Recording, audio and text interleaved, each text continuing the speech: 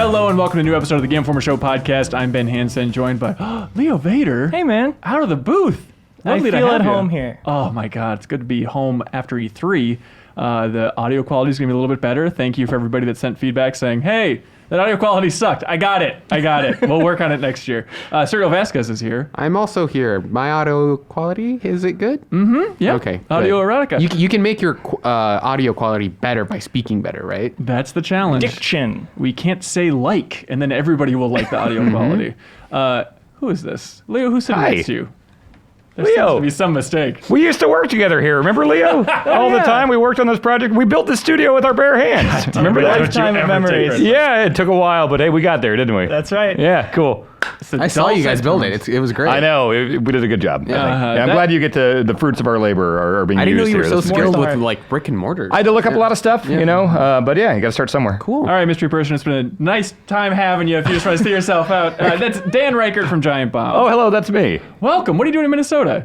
I got a mutual friend that a lot of us know here is getting married, and so... Shout him out, bro. We can say names? Yeah. All right, John Carson. We are specific on this podcast. Okay, he's getting married this weekend, and so I'm flying in for the wedding. And my father really liked coming up here when I worked here for 5 years. And so, what are you doing? Why are you staring at my hands? Is this the new thing? Your hands are... I think it's the height of this table. I think it's like I feel like I need. It's like Norm Macdonald's Bob Dole. Like that's like your. Well, give me a pencil and I'll crash through a podium. Hey, your dad liked the town, so he came up. We like this is my favorite place I've ever lived, and it's always any excuse to come here and spend more time here. I will happily take. And my dad is confused by New York and bigger cities than Minneapolis, so we came here and we went to our old haunts and everything, including Game Informer. That's very and we're having a sweet. great week.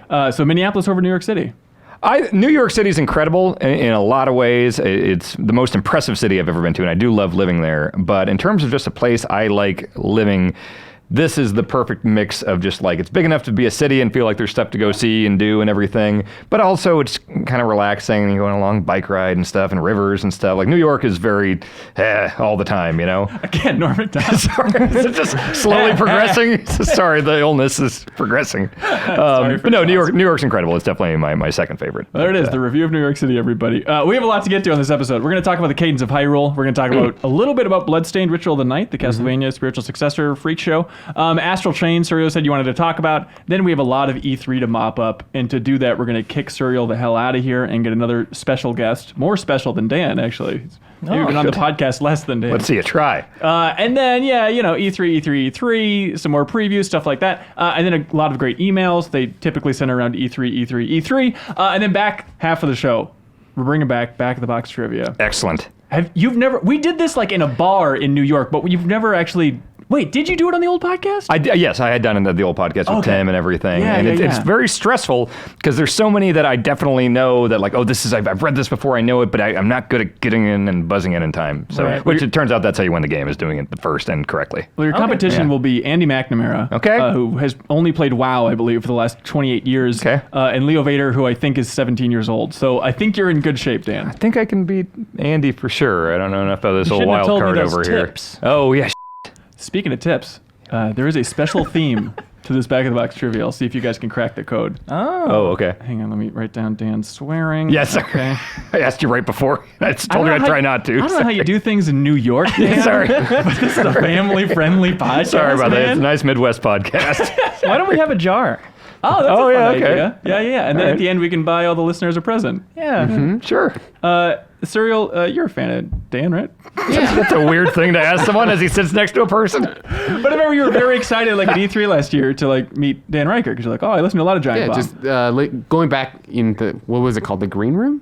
At E3? Yeah. We got like a green room area before. We do our night shows, and then we have like a separate room, So after watching that stuff for years, going into that room was kind of cool. So yeah, it's we never meeting you guys, Jason, Jeff, all those guys. Yeah, we never crossed paths. When we worked here, Right. You came a year or two after me, I think. You left in 2014. I was 2016, so about 2 years. Okay, Yeah. But it's been nice to meet you when we've gotten the chance. What do you like about Dan on Giant Bomb? What do you hate about Dan on Giant Bomb? Here, let me pull out my phone that I have. Actually, I don't have my phone on me. Oh no! I don't know what to say. I don't know anything I like. Give him about some Dan. feedback, some positive or negative. I like that feedback. you're like blatantly honest about what you do and do not know. That you are not. That there is no like attempt to say like, hey, I'm gonna try to like whiff it a little bit, but you are open about your experiences and what you've dealt with, like specifically speaking to anxiety. You're not saying I'm an expert, I know all this stuff, but you're willing to talk about your personal experiences, and that applies to basically everything else you talk about on the podcast. Thank you. Like his personal experience of not acknowledging that Metal Gear is a political series. Okay. Oh, yeah. Let me clear something up here, this narrative. Because now I see all these people saying, like, oh, Dan doesn't want politics in video games. No, do whatever the you want with your... You're fine. Just don't acknowledge it every time, you idiot.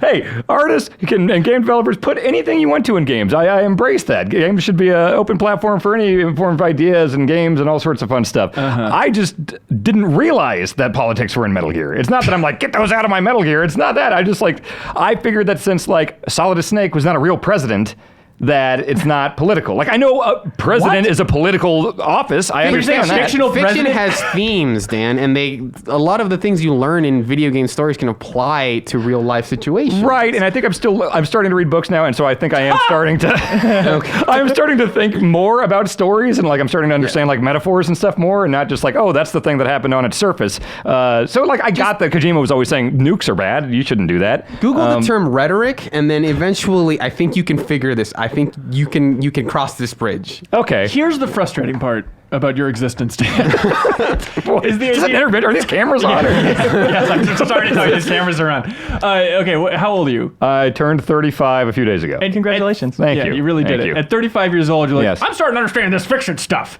Like, I'm late to the game with a lot of you stuff. understand it. You just like the thrill of saying, I never knew stories had themes.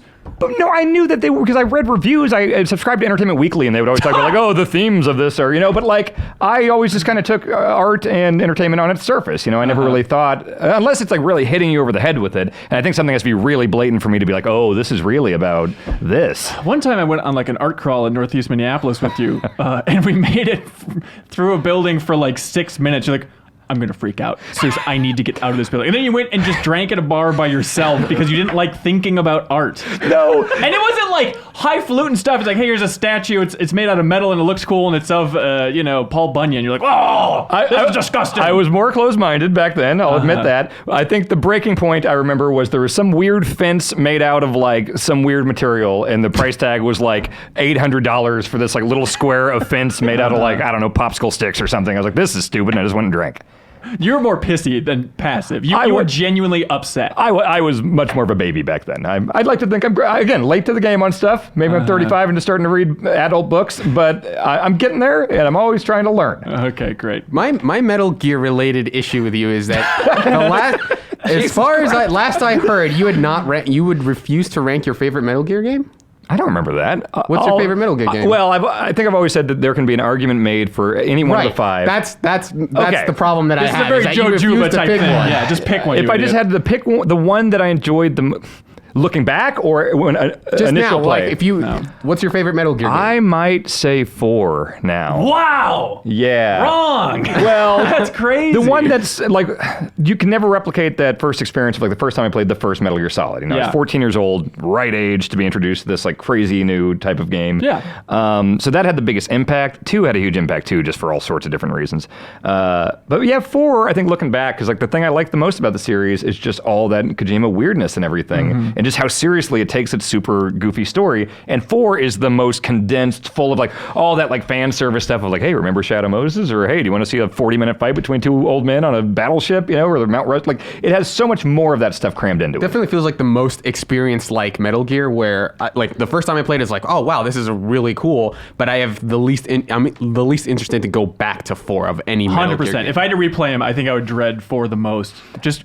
I know people bring it up all the time, but seriously, that hour-and-a-half long final cutscene, which is great. an awesome thing narratively, but it's deflating when it should be this awesome moment of these characters talking to each other, and it's just, it all falls flat because it's just stretched out so thin. It is. And I think if you would have asked me this a few years ago, I might have said something different, but, we did that series of Giant Bomb, Metal Gear Scanlan, with Drew Scanlan, and he had not played any of them. And so just kind of sitting there and watching them all back to back to back to back, and it's been a while since I've, played through them all and listened to all the codecs and everything. I think that's what really gave me the appreciation of 4, is like coming after all 3 of those and seeing all of those threads come together. You like the monkey. You think the monkey's fun. That monkey that has cigarettes and cola is a good character. Yeah. Is he political?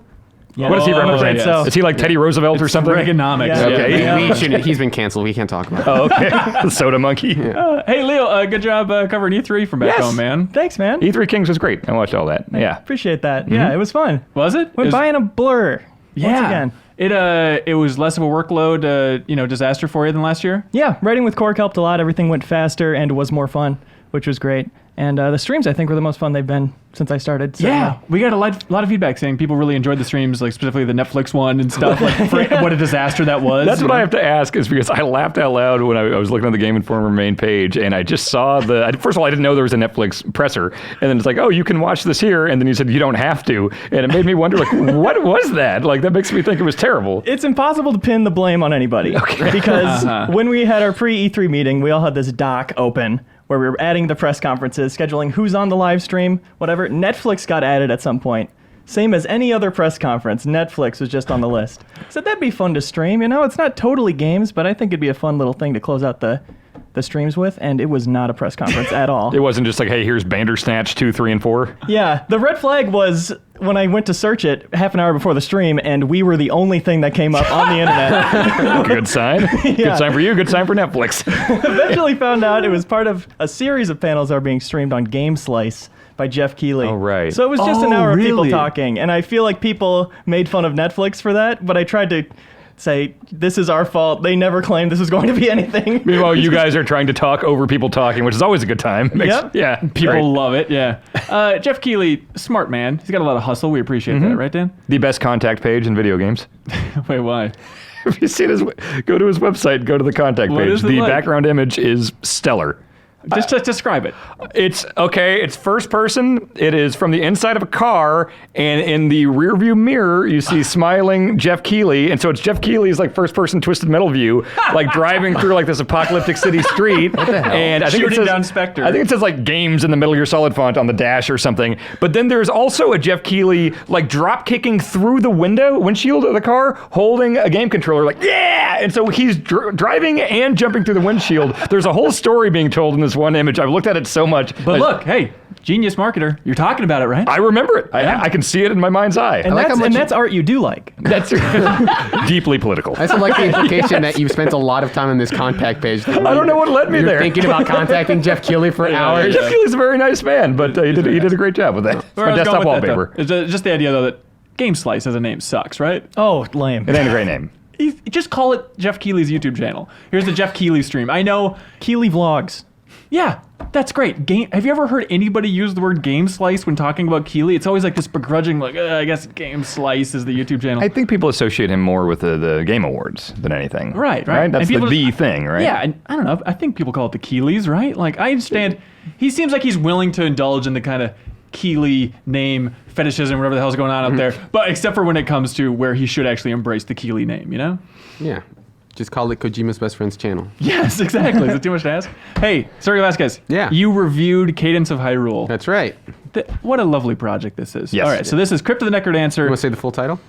Oh boy, I don't there's know it. colons and dashes and stuff. Cadence Yeah. of Hyrule, M dash, Crypt of the Necrodancer featuring The Legend of Zelda. What are you doing? Marvel's The Legend of Zelda. We love the idea, right? So it's Crypt of the Necrodancer, except it's more than just Zelda DLC. It is a whole new game. It's $25 on the eShop, and it's a new adventure in... I mean, Dan, you've been playing this thing too. I beat it, yeah. It feels more like a real Zelda game than I was expecting in terms Yeah. of like exploring the overworld, getting items. The Dungeons. title would lead you to believe that it's a Crypt of the Necrodancer game with Zelda elements. It Yeah. feels like it's a Zelda game with Crypt of the Necrodancer elements, I think. Yeah. That's I- interesting. I would say the roguelite elements, because Crypt of the Necrodancer was like straight up the roguelite. Right. Like this one, it's like, yeah, you lose your rupees, but Yeah, you lose your rupees and some like upgrade items, but for the most part, you are traveling this overworld and you are collecting heart pieces and slowly building up this like repertoire of weapons that you can use in dungeons and stuff, and you're solving puzzles. Right, So and if you've never played Necrodancer, the catch is... that you will have to move to the rhythm of the beat, and you are in a grid basically everywhere, and the enemies move on the beat, and so do you. So you have to time your attacks. Otherwise, if you mistime your movements, you can't move for a beat, and so it's a lot easier, obviously, if you can move to the beat. And Yeah. different areas have different rhythms, so you have to move at different speeds. Dan, if you were reviewing this game on Game Informer's review scale, what would you give it? I'd give it a solid 8 or 8.25. Wow. Cyril Vasquez went with a 7.75 for the review. Acceptable? Yeah, that's hey, Panel? subjective. Acceptable? Yeah. Okay. All right. I did the review right. So, I mean, what you should do, whether or not you're going to buy this game or anything, just go on YouTube, listen to this soundtrack. Because it's Danny Baranowski who did like the original Super Meat Boy soundtrack, obviously Crypt of the Necrodancer as well. And it's just remix Zelda tunes, but it's incredible. I will say though, like I think the soundtrack on its own stands really strong, but I think playing it in the game, I think is the best version of that experience because it is shifting from peaceful to excited depending on combat, and in dungeons there's certain bosses with multiple themes depending on the phase of the fight. So I think it isn't just a thing where it's like this game is only as good as its soundtrack is. I think playing the game actually does elevate the experience. And finding like the merchant through the singing and everything is excellent. Yeah. And like he's humming like the Zelda theme and things like that, and just seeing stuff like hard to screw up Gerudo Valley, but they made a really strong version of that theme. Right. I would suggest everyone try at least the fixed beat mode because I did the front half of the game with the like traditional to the beat thing, and then I turned on fixed beat mode, which basically removes the need to like move to the beat and everything. Which that is cool, the to the beat thing. Like it's a very different experience though, because once I turned on fixed beat, that changes it so you don't have to worry about the music. But the enemies are still moving based on you. Right. So if you're standing still, they're all kind of like, they'll be doing their idle animation before they like attack and stuff. Right. So a weird thing I was thinking about while playing it like that was Into the Breach. Because with Into the Breach, it's like, well, you can look at the map and you can there's nothing that will surprise you. You know the way an enemy is going to behave. You know what their next move is going to be. And once you like recognize the enemy patterns and like, oh, when the Bokoblin does this, he's about to attack or jump forward or whatever. So you could just stop and just observe the whole screen and be like, okay, well, that thing's going to pop up and shoot a thing at me. That guy's going to jump forward. You can plot everything out, and it makes it more of a strategic game than it is a rhythm game. It's basically a turn-based mode where the turns go by super quickly. Yeah. I tried that and I liked it, but at the same time, it's like, well, am I defeating the purpose of this game? Like, clearly the designers want this. They feel like this is the prime experience. Otherwise, they would have made this the prime experience. Yeah, I tried the set beat mode for a little bit, and like that was as I was, learning the ropes of how different enemies attack. So I found it like, oh, wait, should I be moving on the beat or should I like? So I found it confusing. So I went back to the rhythm mode, and it ends up being a little fun of like, hey, my attacks are landing on the same beat as like the drums and things like that. So that was really cool. But I don't think it's a mandatory part of the experience to play it that way. So if you're having trouble with it, that's totally cool. I will say though, like if you are planning on playing it, just be aware that the game is really rough early on. Like it is hard. It kicked my ass until I got like the long range weapon. Then it's like, okay, great. And that is like built on a currency that builds up over time that doesn't, get wiped out when you die. But for the first hour and a half, it was like, I really want to like this game, but I don't know if I do. And then I plowed through it, and now I'm really enjoying it. And that ended up being one of my like problems with the game was that it doesn't really find a good middle ground for most of its runtime, where early on it's really hard, you're getting your ass kicked. It's basically what you would expect from a roguelike, but eventually you find stuff like the broadsword or a spear, and by like maybe 2 or 3 hours into that game, I was super strong. I was basically like, I wasn't even paying attention to the enemy patterns that much just because I had so much health. My weapons did so much damage. I wasn't really getting hit. Like even bosses, they introduced them like, hey, I'm going to do this area of attack and you have to dodge out of the way. But I had like 3 potions and those use automatically when you die. And so I was just like brute forcing the bosses too, which kind of detracted from the experience, which is a bummer because I actually like the combat. I like the way the rhythm stuff works, and I think it's creative. But because everything ended up being so easy towards the end, I wasn't able to take advantage of that stuff. Right. Some top-notch Zelda boss musical instrument puns. Yes. With Wiz Robo and Go Maracas. Yeah. Oh, that's very fun. Very Leo, are you going to play this thing? I played a little bit of it co-op with Suriel yesterday. It seemed cool. Yeah. I'm not a big rhythm game guy, so maybe I'll try the fixed beat mode. It sounds like super hot. You know what? Yeah, where you can just predict enemies it's really when you move. interesting. Yeah, that's literally what it is. Totally, yeah. Yeah, cool. Review on the site, Cadence of Hyrule. Yeah. Cross something. Check it out. Also, Bloodstained Ritual Tonight. So I've only played a couple hours since they did not give us review codes until I think yesterday when a the weird game sign? came out. Yeah, it's always. But I think in this case, I started thinking like, is that bad? Is this game going to be bad because of that? But I think a lot of it is just like E3. Like, those rumors would have been buried in people's inboxes. That's probably fair to some degree. So they released kind of like that. I don't know if I want to call it Backers thing. Or Backers. I was going to say kind of like spiritual offshoot of this, which is Circle of the Moon. And I think that was like a stretch goal, year. wasn't it? Yeah, that was the NES Circle of the style Moon one. is the Castlevania game. It's like the Castlevania Something 3. of the Moon. Yeah. With the NES style. Right. I know Tim really loved it. A lot of It's Castlevania great. fans really liked it. I liked it. And then Bloodstained, this is a more Ritual of modern the Night, take. yeah. But still 2D, very inspired by Symphony of the Night, obviously. Right. So right now, it seems like a traditional version of that game. You start off on a boat, and then that boat. I think it's a cool touch. The first area is like maybe it's a super small version of the Castlevania map, and eventually you beat that section. And there were parts where it's like, here's a chest that you can't get to because you don't have like the double jump or whatever move that is. And I was like, wait, I'm trying to figure out how to do this because I don't know if I'm going to be on this boat forever. But then eventually that becomes part of the larger map. So, but then from there, it feels like their big hook so far, I'm only like 2 hours in, is that as you kill monsters, there's a chance that they'll drop an ability, basically, where it's like, hey, this guy has a giant spear that he throws out. You can also, now that you've gotten the shard from him, you can do a spear as well. So it's like a Mega Man-y thing? A little bit, but it's like it uses mana and that slowly recovers. But in every way that matters, it's basically Castlevania Dawn of Sorrow, I think, so far. Yeah, some of those DS Castlevanias would do Yeah. that, like enemy spirit stuff, which I thought that was pretty cool. Yeah, it's a cool touch. It's like I'm hoping that it finds something more interesting. And so far, the most interesting thing is that David Hayter's in it. Oh, right. really? He's Who does he he's play? like one of the first He's like this guy that looks like the guy from Lords of Shadow. See, Zangetsu? Yeah, he was Zangetsu. from Yeah. Circle of the Moon, I He's like the think, first yeah. boss. And I do like the bosses in that before it felt like you could just out-level them. But, I mean, so far this guy, he's a boss that you have to figure out his patterns really well. And so he's tough in a good way.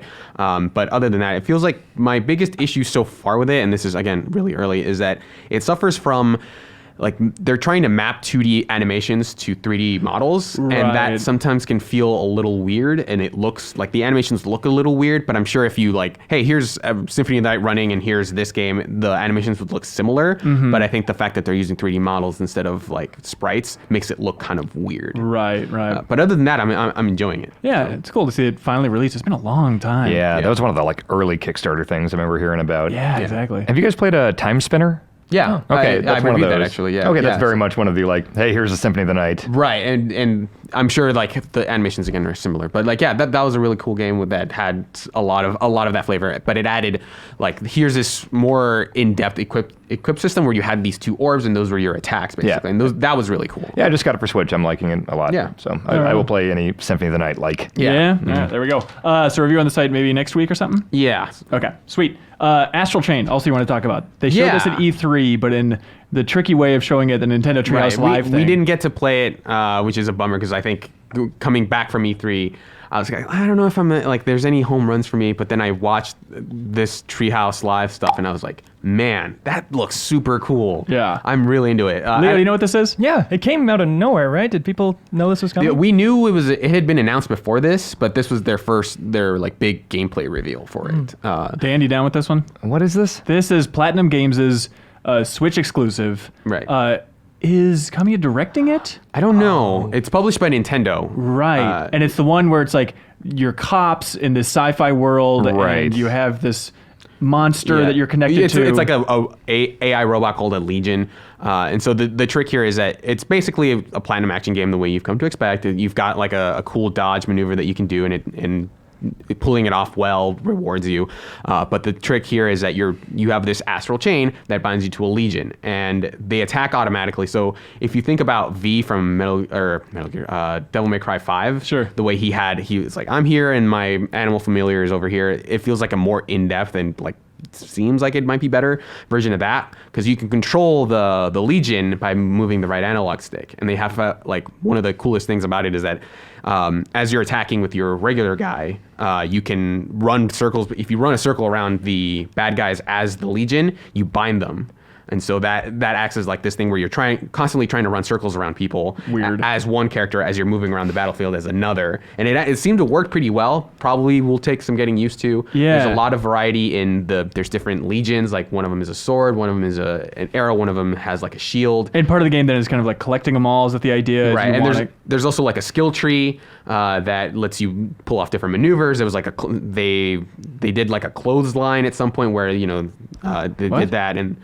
Oh, like a combo move? Okay. Yeah. And there was one where you throw the Legion at the opponent, have them attack, and then you launch yourself at the Legion. So now you're both in the air. The action looked good. The part that was surprising to me watching those two gameplay videos on Nintendo's YouTube channel is how much like detective work there is in the Yes. game. It's like these sections of like a little bit, Arkham Origins, if you remember that, or, even a little bit like Ace Attorney, where it's like stopping and then like searching the environment scanning for clues. Yeah, and then answering questions like, well, what do you think happened based on these clues? Yeah. And there's also just, it seems like there will be in between moments where you're walking around doing side quests, you're picking up cans from the ground, and because you're a cop, or I guess do cops clean at all? I've played LA Noire. It's a lot of like rotating, combs and stuff. Okay, so if that ended in throwing this stuff in the trash, which I don't think you're supposed cops to do. clean? They clean up our streets. not their Ariel. job. Yeah, well, I mean, like, so you're running around doing like basically errands for people, you're subduing civilians, and you're taking on side quests that eventually lead to combat arenas most of the time, it looks like.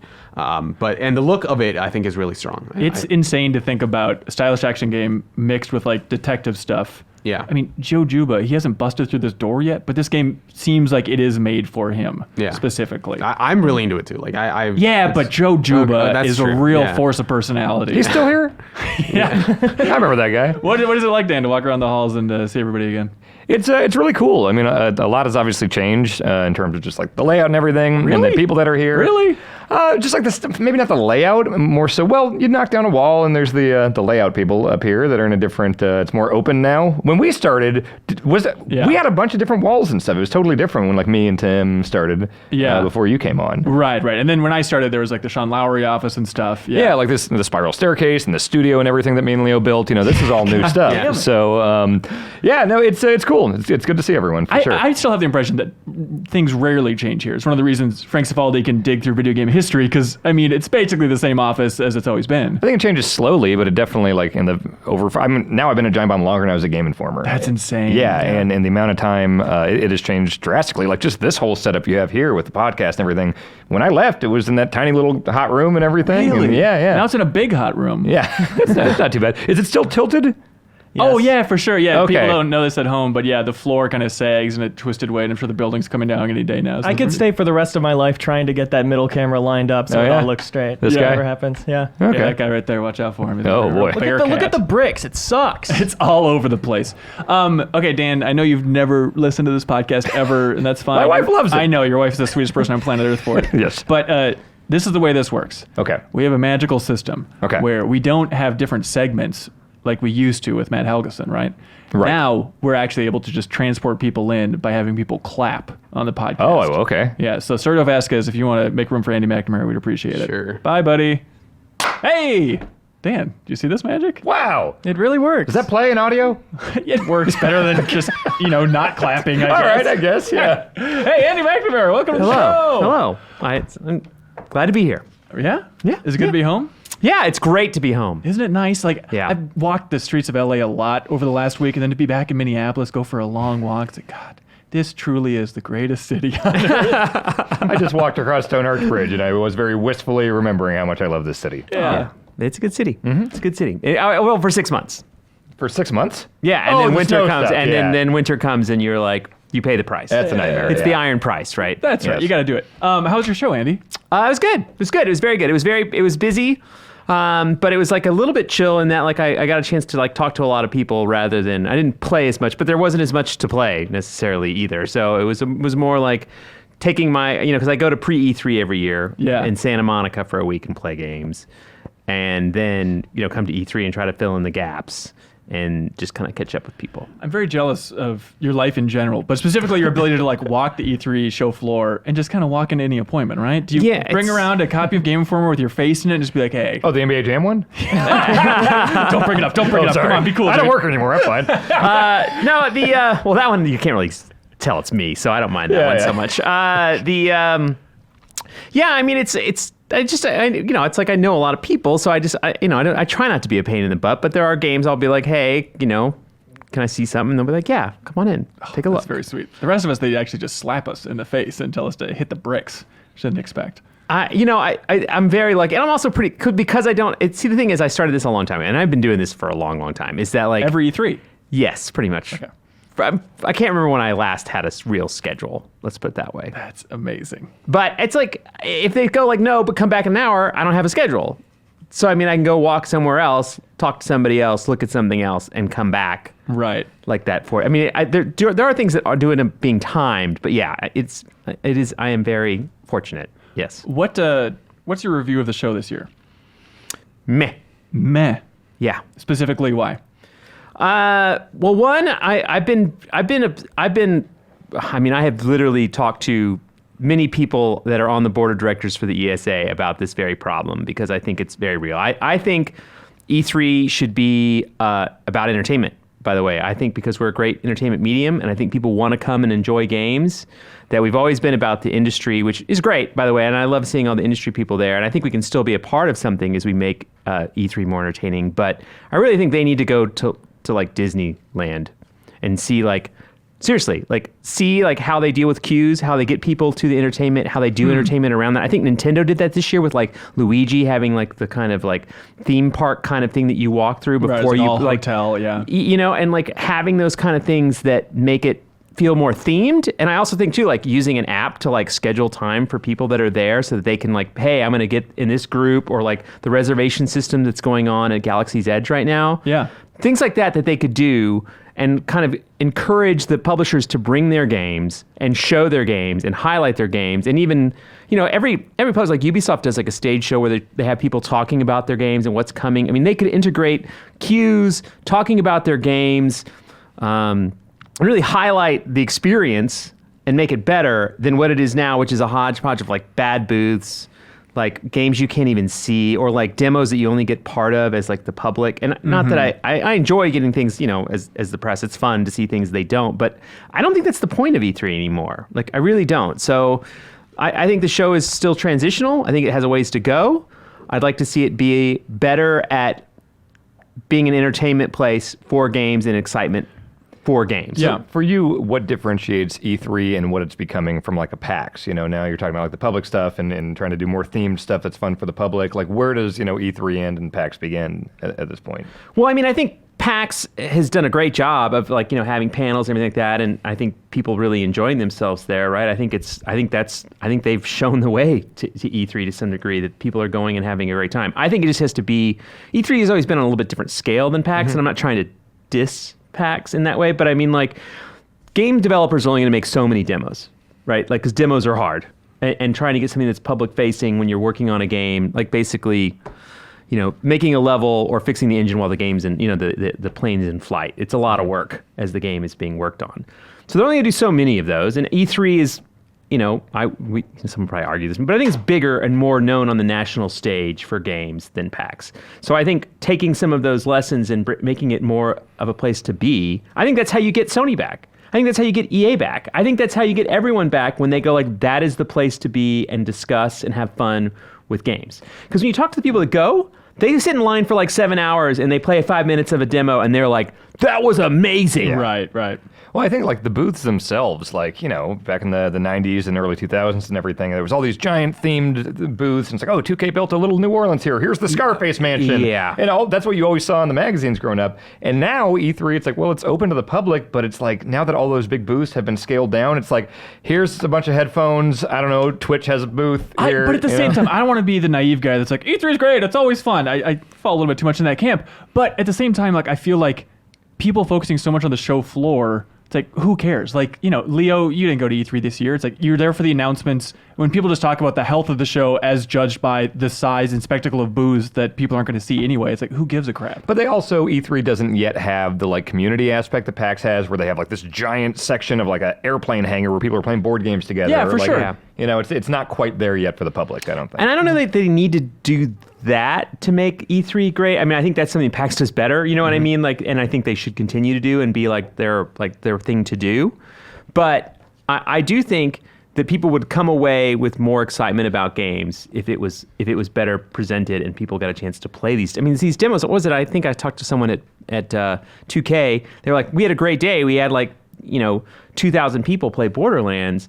And it's like, I think that number should be higher, right? Yeah. Over 3 days, that's only 6,000 people that get to play the demo. And there were huge lines. Yeah. And at Nintendo, I went behind Nintendo's booth. There's literally like an empty warehouse full of people in queues. Yeah. Yeah. The like Zelda line back there. By the Yeah, bathrooms. it's absurd. Yeah. It's interesting to see some companies make their demos more public. You know, like Ubisoft putting out their rollerblading game. What's that called again? Roller Champions? Yeah. Like, hey, Yeah. that's out. You can download the alpha or test here. Or then even Gears 5, they're the thing where it's like, if you go into a Microsoft store, you can play the E3 demo. I love that kind of Or thing. if you go into the orchestra pit underneath the press conference, you can play Gears. What the hell's going on? The beating heart of E3. Leo, what was the show like for you? I Your loved it, perception of man. it. As Really? somebody who's never been to any of these conventions we're talking about, you're wrong. It's the opposite.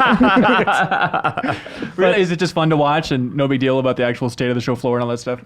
Yeah, I mean, I love the conferences. Like, I thought they were well paced this year. I was never really bored except for certain parts of the Bethesda conference. Right. And the Otherwise- Netflix panel that was a mile a minute, but yeah, you know how it goes. Yeah, but I mean, it's fun from the outside. I would sure hate to lose it as a I would connoisseur of too. video game Yeah, stuff. I don't think Yeah. you should go. I mean, I think it's important. How I do think it's PAX really- and E3 compare price wise for the public?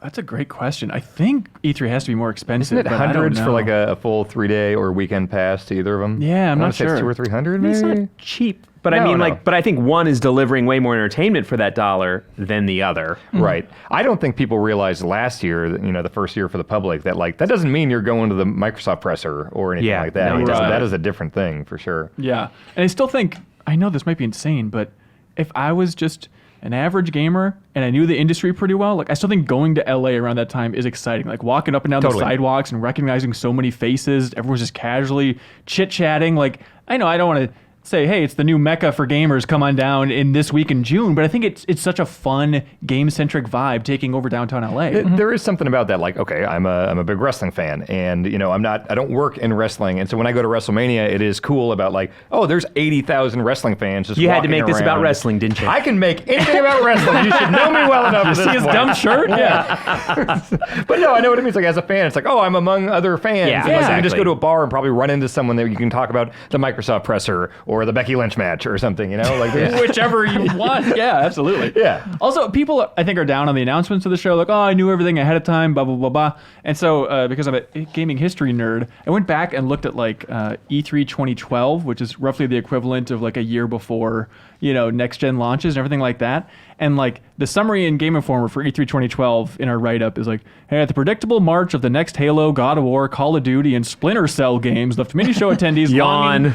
longing for more risk-taking projects. And then I looked at this E3, and it's like, I think there's more exciting new IP out here than people are giving credit for. Like, just new IP at the show here, right? Outer Worlds, Bleeding Edge, I guess, man. Cyberpunk, Elden Ring, Ghostwire Tokyo, Roller Champions, Gods and Monsters, Astral Chain, Outriders, Oninaki, Empire of the Sun, and then like if you count the PC gaming show and Kind of Funny, like there's a lot of new exciting projects so deep into the lifespan of the consoles. I think it's an exciting time. I think the thing is, though, that all the best games coming out of this E3 we already knew about for the most part. There are exceptions, but like the big stuff like Doom and Link's Awakening and Cyberpunk, these are all games that have been announced and that we've seen significant demonstrations of before. So it didn't have the like, oh my God, they just announced this thing and now let's go see it on the show floor. It was like, Yeah. oh, okay, yeah, Doom Eternal's looking great. Like Elden Ring is huge, but especially when it leaks, and then the trailers, like I don't know, they're banging on the hammer. Yeah, but I feel like a lot of those announcements or new IP were leaning into what is another thing, which is that you bring out new IP when there's new hardware. Like that's always that opportunity to like kind of grow a new thing and rather than something that's already kind of established. So I think a lot of those are leaning towards, at least in my opinion,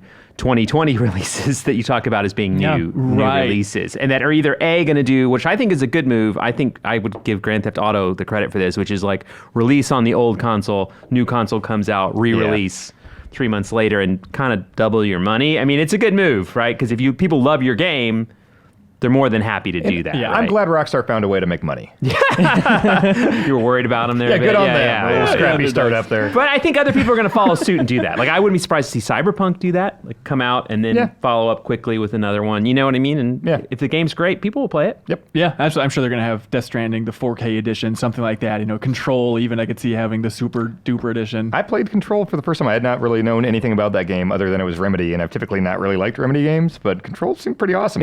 I think it's at least as far as like I mean, it's kind of a weird judge thing to say, but as far as play goes, it feels like the best game they've done, like bar Definitely. none. Yeah, the control. They weren't always heavy on action. The thing that got me in at E3 was I think Jeff Gerstmann asked me if I wanted to go see it, and I was like, I don't really know anything about it. And he said PsyOps. And I was like, okay. If it invokes PsyOps, the Mindgate conspiracy in any way, I am there at that appointment. And it turns out it was pretty awesome. Yeah, we have a video. We have a new gameplay today up if you want to see it. Brian Shea, I think, played the game for an extended period there. And a whole month of exclusive coverage. Oh, yeah, Leo, you went on that cover story trip. You went to Helsinki. Oh, yeah. That's right. It was awesome. And I played it, and it is good. Yeah. All right. Some Uncanny Valley stuff going on with that janitor's face.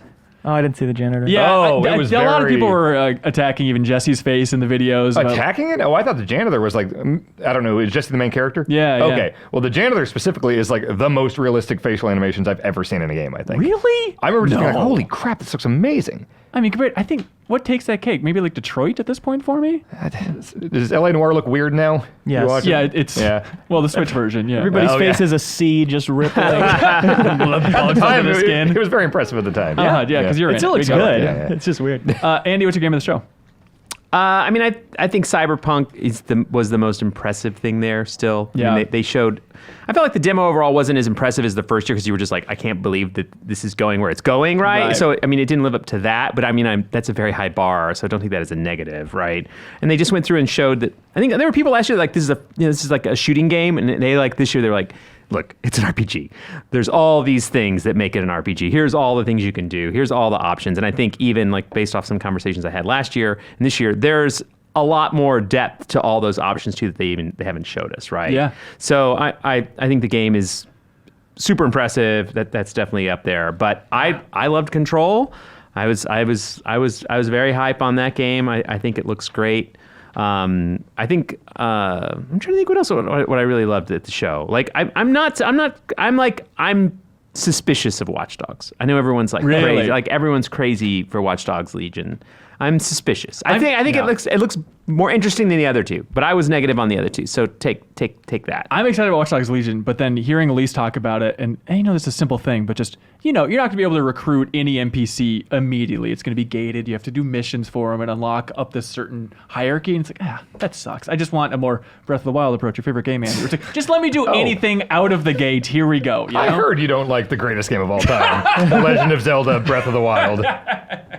I try not to talk about it, but The you most know, magical game that's ever been released. I don't believe. I disagree. Oh my god. Well, look, he I complained last disagree. year because you have to make ice to cross a river. It's like, what kind of game is this? This isn't No, a game. I've tried. I keep trying. I bring my Switch with me everywhere, and I get on a plane. I go, I'm trapped. This is my time. I should play Breath of the Wild again. I don't like it. Oh man. That's so insane. I don't understand what's not to like. Not to get into a whole thing, but I have to ask Andy, did you like Red Dead 2? Yeah. Yes. Okay. We So- are opposed on both fronts.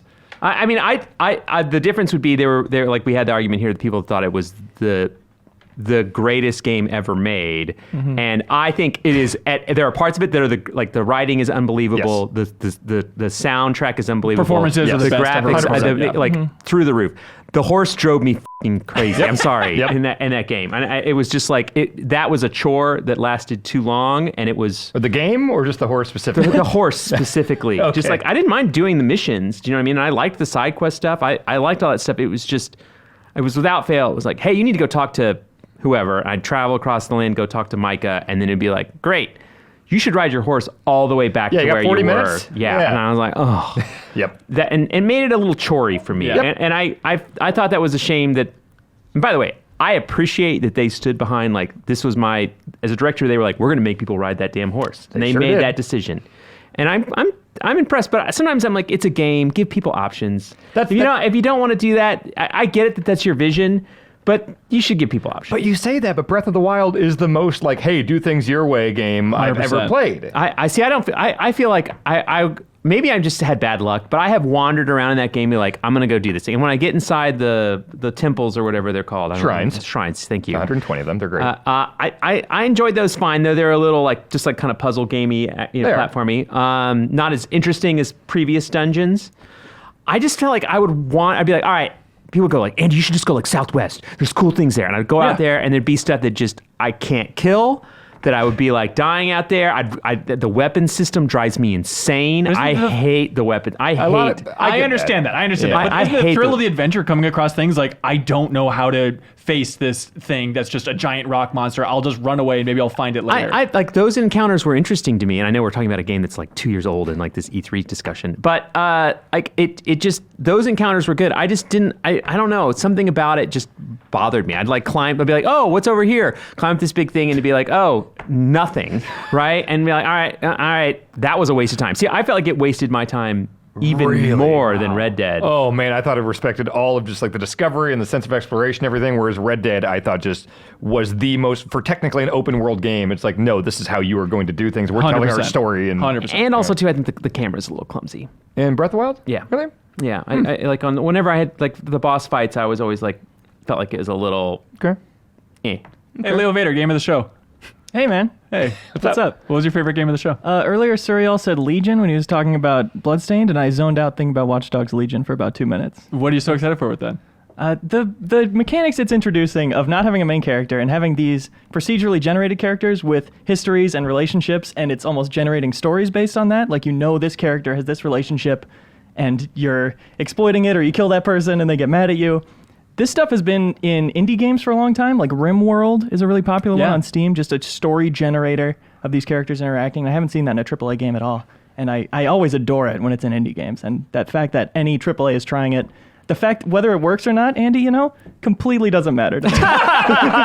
They're going for it. Yeah, just throw your money at it so more people do it. I read I think Reiner did an article on Game Informer about how like he killed someone and watched them go to the hospital in an ambulance. He hurt the cops or whatever. He like attacked some police officers that went to a hospital. Yeah, and then like turned off the life support when they were in the hospital. Yeah. It's like, oh man, that clockwork stuff really works on that level. I love that. That's pretty so cool. fun. Yeah. Yeah, and so many people still have questions about how it works and everything, but a lot of those answers are out there. They answered a lot during E3 and showed way more gameplay than they showed at the presser even. Oh, really? Where's that gameplay at? Just on their YouTube It was a channel, Ubisoft stream. You can find it on YouTube. Yeah, it was I gotta like check 30 that out. minutes. Awesome. You can see, they go to the map and see a person's schedule laid out, and there's little pings of 6 a.m. they get up and leave their house here. 8 a.m. they go buy groceries or whatever. It's like some Majora's Mask stuff. Yeah. 9:45, go to the hospital after a serial killer runs through named Andrew Reiner. Right. Game of the show, Dan? I did not play it, but the one I want to play the most after that is Doom Eternal. Oh, Like really? that looks like everything I want from a video game, and I loved 2016 Doom. I thought it was incredible. Yeah. But I don't think I realized just how bad I want to be doing that stuff again until I saw that like gameplay demonstration, and it was just so fast and frenetic, and just the enemy variety, and I just love that game's. We're gonna shove you into this giant open arena. The music starts, and it's going to be like 15 minutes of just like, I just need to be sprinting and shooting everything. Yeah. And hearing Jeff Gerstmann talk about all the different things where it's like, okay, kill him this way, and you get armor, and this way you get flamethrower juice and all this stuff. Like, it seems like there's a fun puzzle to the combat. I've always felt that's the best part, is that you're like, oh, there's a like power up. I don't want to take that yet. Yeah. I'm going to need that armor when I get to those guys. Yeah, And like, when the big floaty guy comes out. So and you're like, oh, I'm behind because I need more health before I get to these guys. And like so each one does play out. I feel like it is very puzzly. Yeah. And intense action. So it's the Doom games are great. And just embracing the fact that it's a video game, it knows it. Like, they talk about the Bombcast where they have like, the one-up scattered around the world. Just F it. Just know what you are and lean into it. Yeah, I think there's a great avenue for that. I would say that in Cyberpunk. Yeah. I sat in on that demo, and I think it looks great. Are you into Final Fantasy VII at all? Did you see it play? I like Final Fantasy VII, but when it came out initially, I was very against the idea of trying JRPGs. And there's stories and themes and deals with No, politics. it was the turn-based combat that I never gave a chance to. But then once I played Final Fantasy X, I was like, oh wait, these are actually pretty good. And so I've gone back. I never fully beat Final Fantasy VII. Right. I'm excited about the remake, but it's not like pulling the nostalgia strings as much. Right, Leo, your most disappointing game of E3 2019. God, it's weird saying it because my expectations weren't even that high, but the Avengers. That showing was just, this is what's happening right now? This is what we're getting? After the build-up, it was one of the last conferences of E3. It was the last thing they showed, and it was like, wow. And especially getting out of the gate so strong. This. I mean, I know I love Final Fantasy VII, but I feel like that presentation for 7 was awesome. Just like the driving music, they're explaining systems, getting to the nitty-gritty, and then Avengers, it's just weird-looking faces and ambiguity about the gameplay. Yeah, what is this video game? Right. No one knows. Well, apparently, we talked about it on the podcast, but it's the idea that there's, single-player campaign and then also kind of these co-op missions that you can grind and do again and again. That's where they'll be adding new characters and stuff. It's like, even that basic structure, I don't think was conveyed in that press conference. No, but the Hulk is in it, they said. And Captain America's in it. And Captain America, he throws the shield. Let me see the voice actors talk about what they think these characters are for a while. Then I'll have a better idea. That's true. Yeah, that'd be helpful. Yeah. Well, I forget if it was on Slack or in a text or something, but you said that was like the most boring presentation you can make for the Avengers. Like the Avengers, you know and love them. Now let's boil them down to just bare minimum level of excitement. Yeah, here's everything a baby knows about the Avengers. That's what that conference was. Yeah, and I saw the gameplay demo, and it was a little bit better than I was expecting, but at the same point, I wasn't leaving excited. It's kind of cool, Thor, you can recall the hammer on a button like God of War, so there's something. I don't know. Andy, did you see it?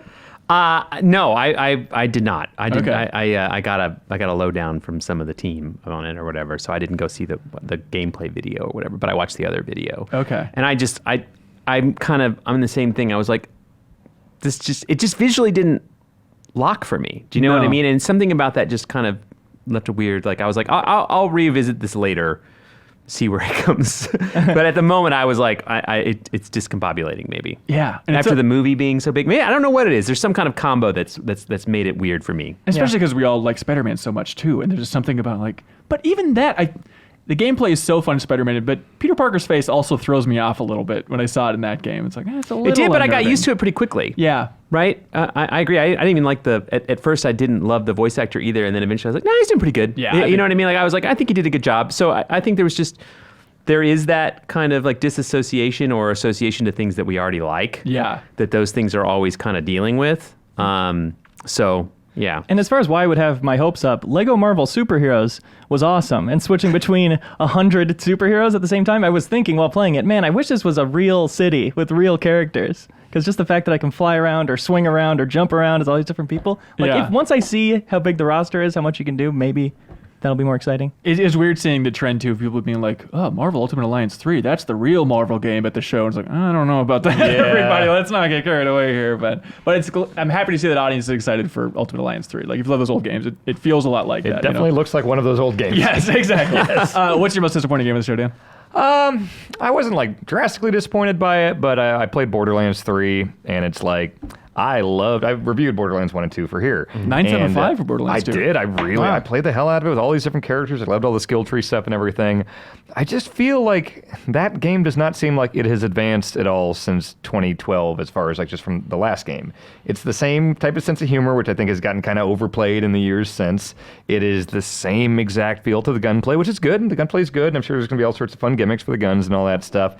But playing it, it just felt like I was playing like a 4K version of like DLC for Borderlands 2 7 years ago. Don't you think a lot of people want that, though? They do, and so that's the thing. Like that game is going to sell a gajillion copies no matter what, and they're going to love it. I'm sure the co-op stuff is going to be really fun. I'm sure there's good skill tree stuff or whatever.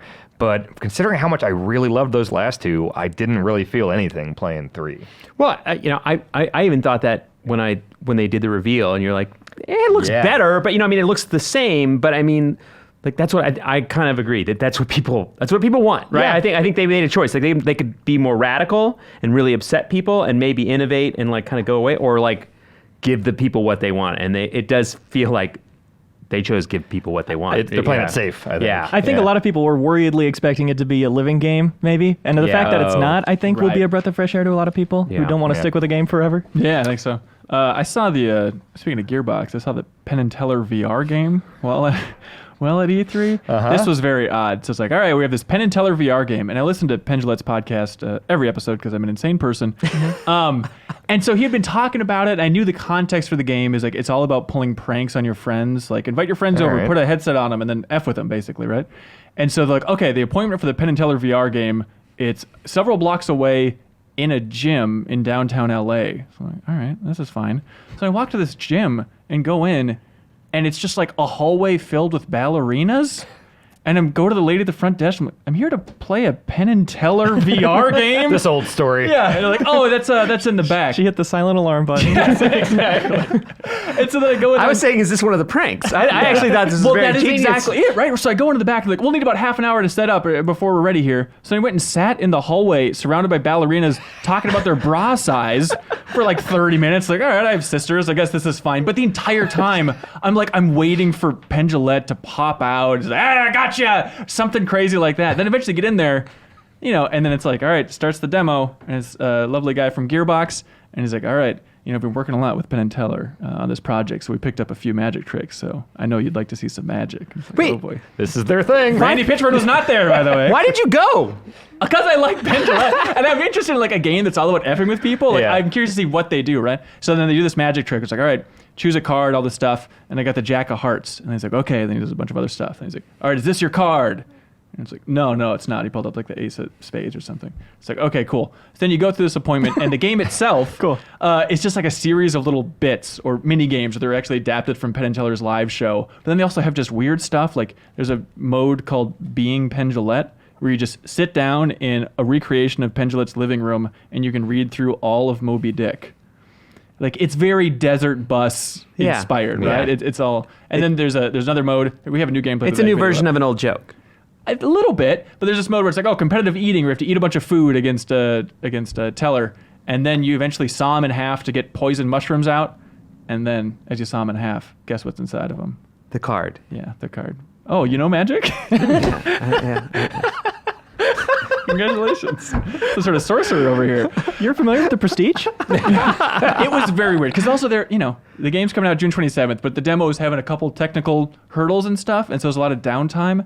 And the entire time we're in this dance studio, and there's like fake walls everywhere, and I was still convinced someone was going to come busting out, and this was some elaborate prank. Right. No prank with the game itself. It's just a prank-filled game. That sounds like it'd be like an old E3 thing. Yeah, Like a big, yeah. very surreal, weird experience. Well, you were about to ask me what my biggest disappointment of E3 was, Yeah. and it's the fact that you went to that meeting. Hey, we got some You're hot on the clock, content man. on there. Yeah, what was that? I'm sorry, I don't know what I was thinking. Let's see. Oh, I want to point out though, before you Please. move on, I want to make sure that the Outer Worlds gets a call out. Oh, and yeah. like that game is, I played it for like a while to judge. They couldn't say we couldn't talk about it, but I loved it. I was way in on it. I thought it was really, really solid. I know the cover story team went and probably saw the same thing I did, but I was super impressed.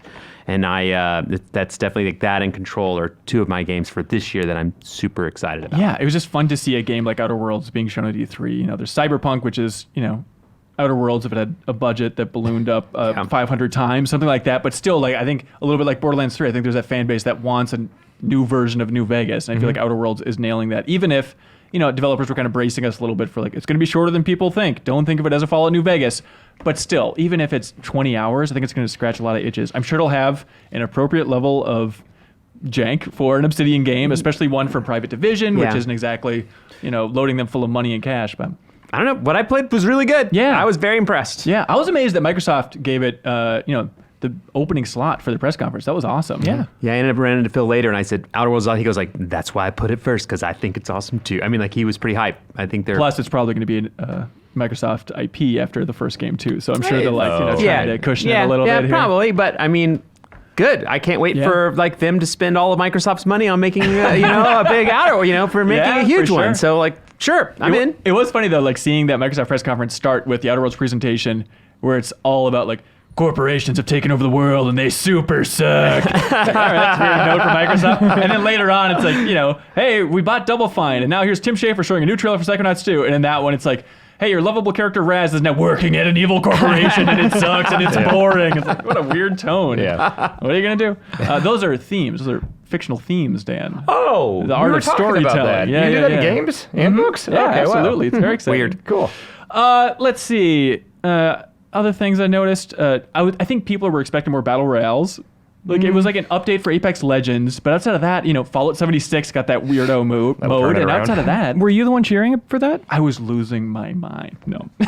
Did you hear any impressions of that? Did anybody play it? The Fallout stuff, is that Yeah. out now? I was watching. Yeah, it was actually going to be a week, and then they extended to just leave it in the game as beta. I feel like if it was really good, wouldn't we be hearing more about it? Maybe. What are the odds it's really good? I mean, look at Red Dead Low. Online, right? Like a game that we all love, most of us love. Of course. And I feel like even that battle royale mode, it's like, that's not what I go to Red Dead for. Also, Fallout and Bethesda games have never been known for like their like Twitch shooting, action stuff. they have really. not. Of course It's been not, like yeah. going into vats and. Well, how is Red Dead Online going, Leo? You still playing that thing? Yeah, more than ever. I've got 19 daily streaks going right now. Wow. 19 days. I kept it up through E3. Hit export at 3 in the morning and then hopped on and got my daily. Oh my Jeez. God. So did they do some big update recently? They went out of beta about a month ago. They Oh, okay. officially just call it Red Dead Online now, Oh. even though Nice. it still has a bunch of bugs. Is it fun? It's so much fun. I love it. Is it just because you love your friends, though?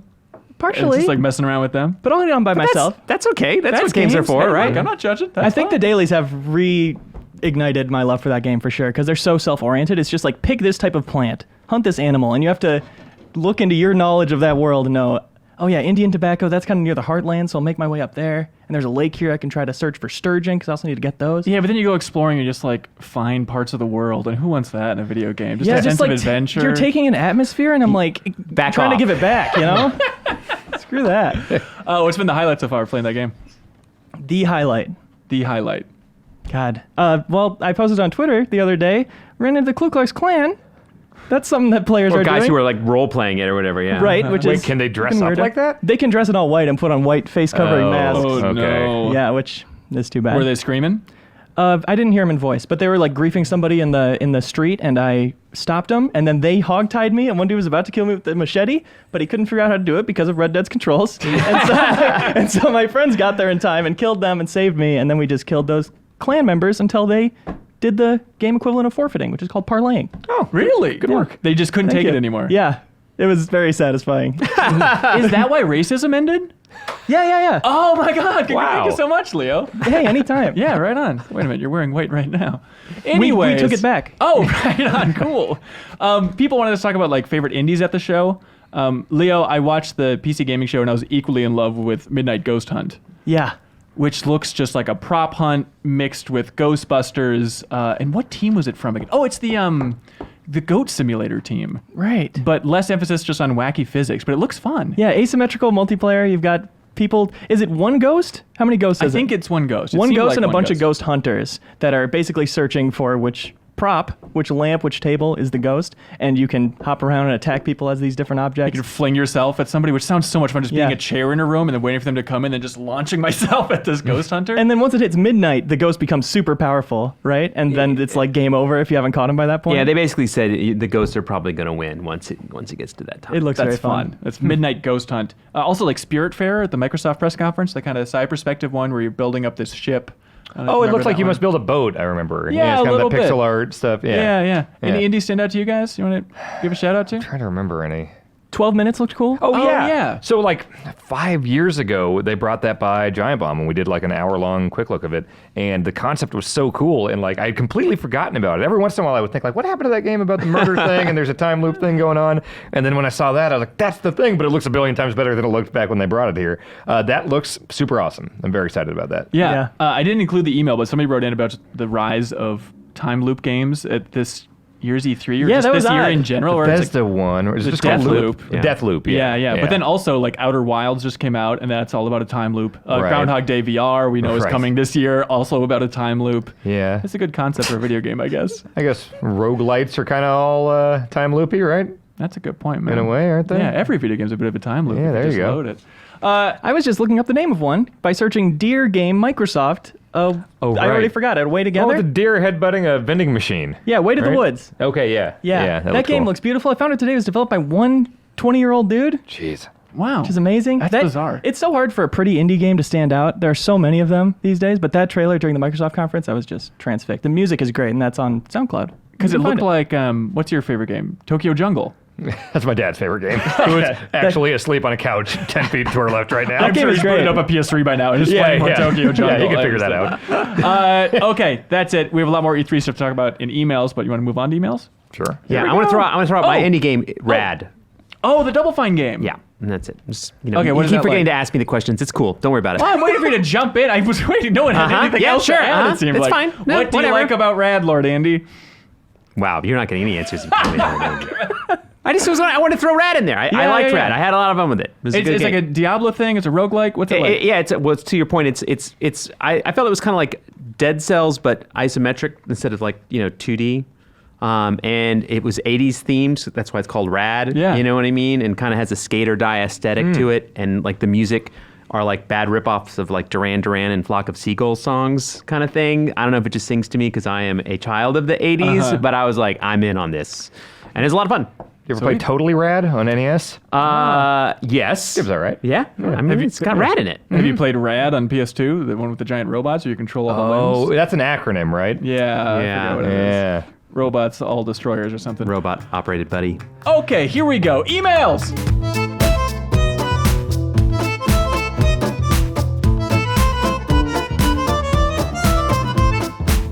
And welcome back to the Game Informer Show. I'm still here. We also have Leo Vader still here. Thank you. Dan Reicher's still here. Hello. And Andy McNamara is still here. I'm still here.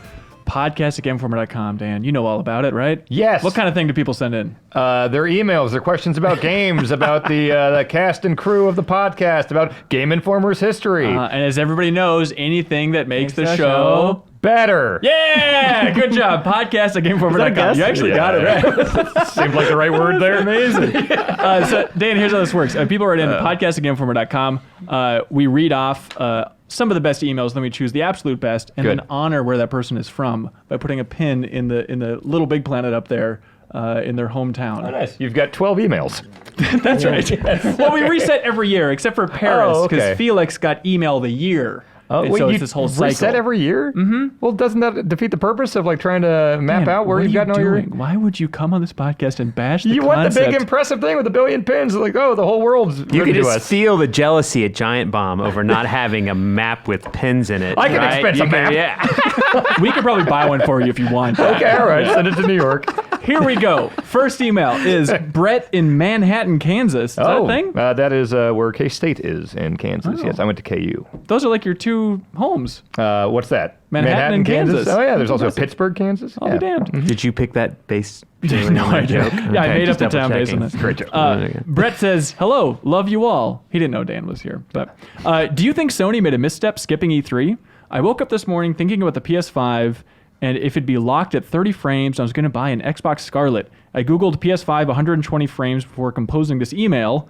Basically, to sum it up, he says, right now I'm excited about Xbox and Stadia, but feel put off by Sony. Well, wait, hang on. What console in history has been like, we are the 30 frames per second console, or we are the 60 frame? Like, you don't say that. Games are I different. think the Intellivision's going for that, actually. No, Oh, yeah. I think the concept I think he's going for is just Microsoft, I think, had a bigger messaging wing than maybe we realized by saying something that's a little bit absurd of just like, we have more frames than we've ever seen before. 120? What is that That's number? almost as much as PC. Yeah, exactly. But having basically zero coming from PlayStation that week, I think he was impacted by that. I would feel more upset about that if I didn't get a 9-minute masterpiece of a Death Stranding trailer just like a couple weeks before that. Right. So I got my Sony fill right now. I mean, the edge of Andy's seat is worn out after watching that 9-minute Death Stranding. I've watched it like 12 times in its I entirety. believe it. Yeah. I actually watched it and I said, Dan's going to love this. That is the very next thing that I said. You're right. Yeah. That looks like a masterpiece. Andy, do you think Sony made a misstep skipping E3?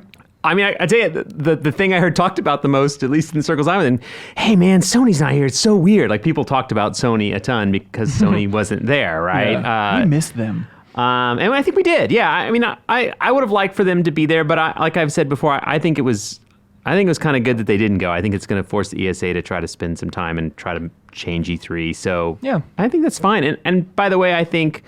We know most of the games that they have coming. I don't think they were kind of saying they weren't going to have a ton of new games to discuss, right? So I don't think it was necessarily bad or like left them with like some negative void. I mean, I didn't know going in if I thought it was going to be good or bad for them. And at the end of the day, I would say it was a push. It seems like some companies kind of got a raw deal, right? Like you would imagine that Call of Duty would have been shown in the Sony press conference because they have that partnership, or even the Avengers had that weird thing where during Square's press conference, they're like, and it'll play better on PS4. There'll be bonuses. All right, look forward to those details in the future. Like it seems like they could have pushed third parties in a bigger way, or even forget third parties. Like this would have been the year to make the final push for Dreams, a game that I feel like we're pushing every single week on this podcast and how awesome it is. And I know they've talked about it 1,000 times, but just saying like, here is the release date of Dreams. Here's what the amazing community has made so far. Look at this amazing thing. You can jump in right now. Yeah, they do have a release date for that? For Dreams? No, they don't. Oh, no. they don't. Okay. Have you Saying been they playing? could have. They could. Yeah. Yeah, I messed around with it.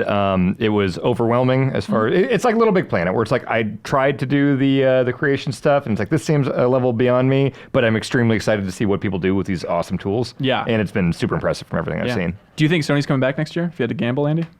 I mean, I hope so. I really do hope so. I mean, I think with it being, with us basically saying, I mean, it seems like the launch window for next gen hardware, and if Microsoft is doing it, Sony's probably doing it, is next year, fall, winter, whatever. So I would think leading into a new hardware, they would be there to show it off. Yeah, I hope so. Let's see. Will from Des Moines says, hey, Ben Hansen, greetings and good evening from Iowa. Hello. I wanted to get your thoughts regarding the vocal minority criticisms regarding the Microsoft press conference.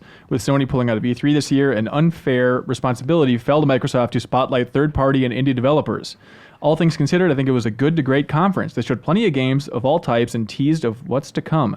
I think if this conference was next year, then the criticism would be deservedly so. Am I just seeing the vocal minority on this, or is this the majority? They get a raw deal? I mean, they showed so many games. That's exciting. They did. I don't think there were a lot of exciting like reveals of new things. Like what do we got? Like Battletoads, and I'm trying to think of like the Elden Ring. I mean, I think right, some but that's a people's nothing exciting trailer. thing. That was a nothing trailer. Yeah, it's a It was tone definitely piece. nothing. It was like Yeah. this name, and this is what the game is called. Yeah, Right. like I don't feel like there was the big headline coming out of that. I think it was put together very well, and I love how Microsoft shows off so many games during their conferences. And I think Phil Spencer is pretty much unmatched as far as just being like a likable human face of a big company. Like Yeah. he's awesome at that. New Reggie, some say. Oh. It's being whispered about right now. No, really? He's not nearly as scary. But no, I thought, yeah, production-wise, they put on a great thing. But like, I don't remember leaving that being like, oh man, those big announcements and reveals I'm so excited for.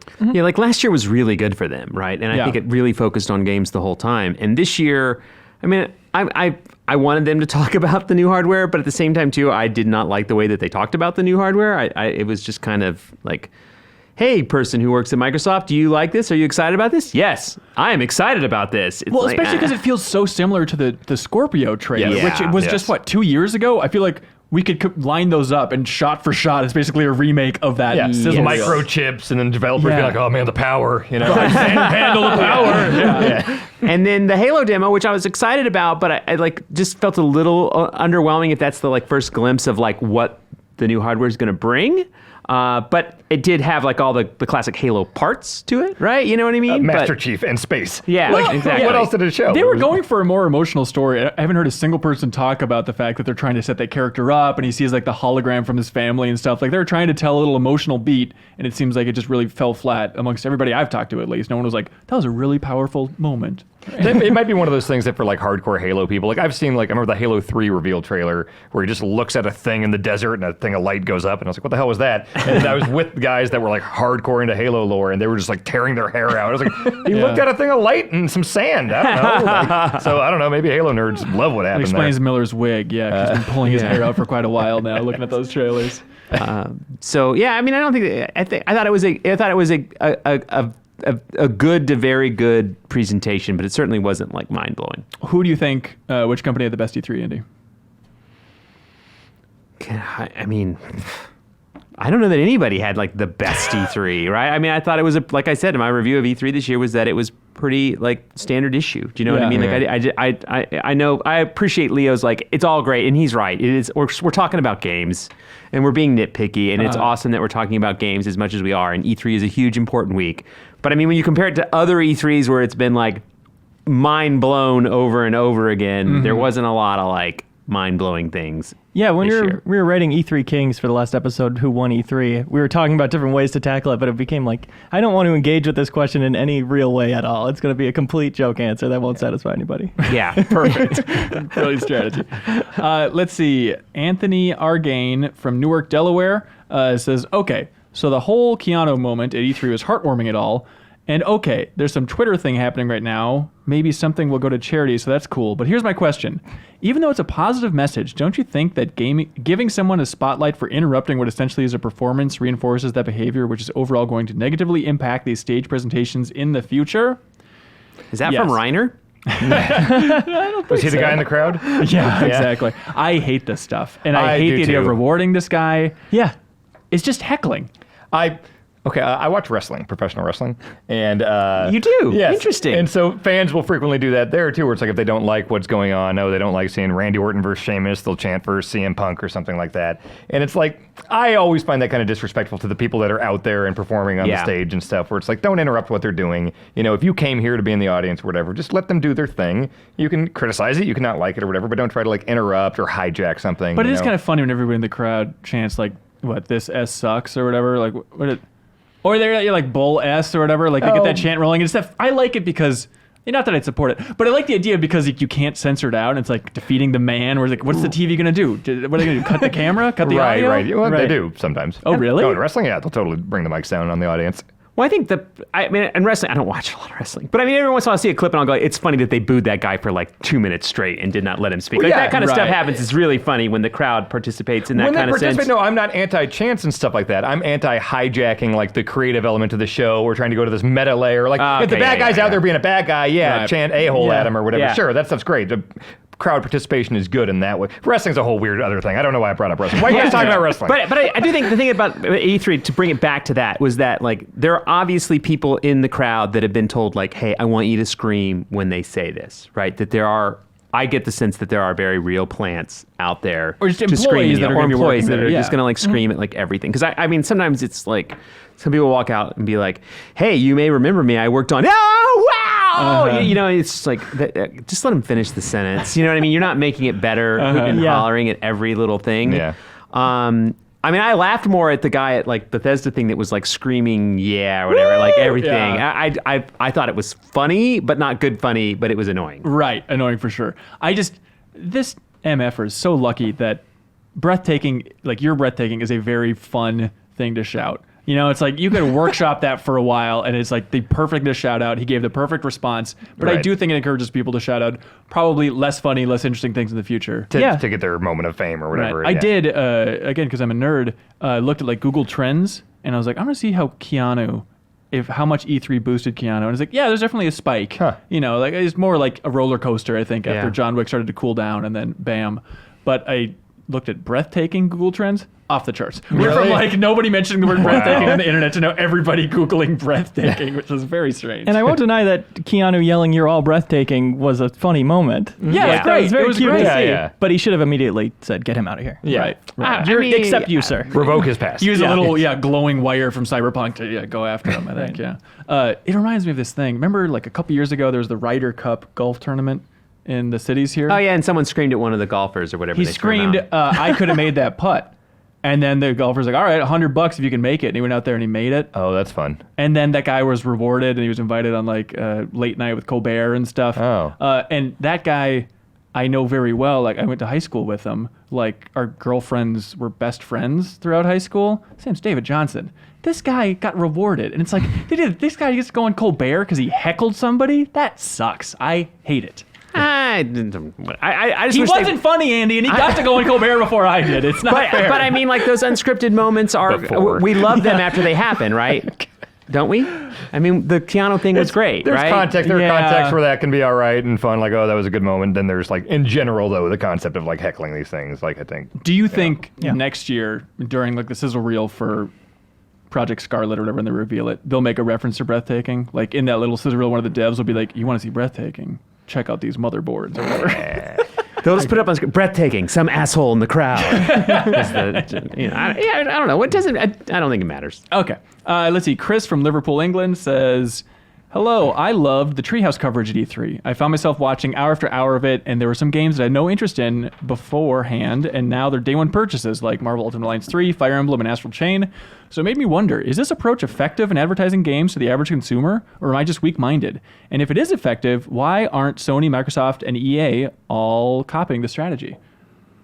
The strategy of what? Like Just the live first streaming party- gameplay for days and days. Yeah. I mean, if you're confident with the game and it's going to show well and everything, like, yeah, it's in the company's best interest to get people hyped up about And it. isn't it strange that of all companies to really pioneer that amount of gameplay streaming, it's Nintendo seems to be one of the most Yeah. guarded about their gameplay? Well, they let themselves do that, but they send us like you can do 15 minutes, but Yeah. it can't be more than 3 minutes in a row, and it Yeah. has to have Right, like a right. juggler and a clown, and it's like the list of like requirements they send us is absurd. ridiculous. Yes. So yes, you're right. At that one moment when Nintendo can finally show some in-depth look and some long conversations about their games, it's compelling. Certainly, I would agree. But Nintendo definitely limits Yeah. the access to that. I think it works because it's on the days where there aren't many streams going on. E3 excitement is out there, but there's not much else to watch, really. At Yeah, that and point, if once the you're- conferences are over. Yeah, and if you're a big Nintendo fan and like you watch the Direct and that was an hour, but you still want to get like that deeper dive or whatever, like that's great to have that option, I think. Yeah, it's cool. Like if they had done like an Animal Crossing one this year, I would have been like, I'm absolutely watching like an hour of this to figure out what Hey, this game Dan, is. Yes. what if I told you they did an Animal Crossing one this year? They showed 30 minutes of gameplay. Are you serious? Yes.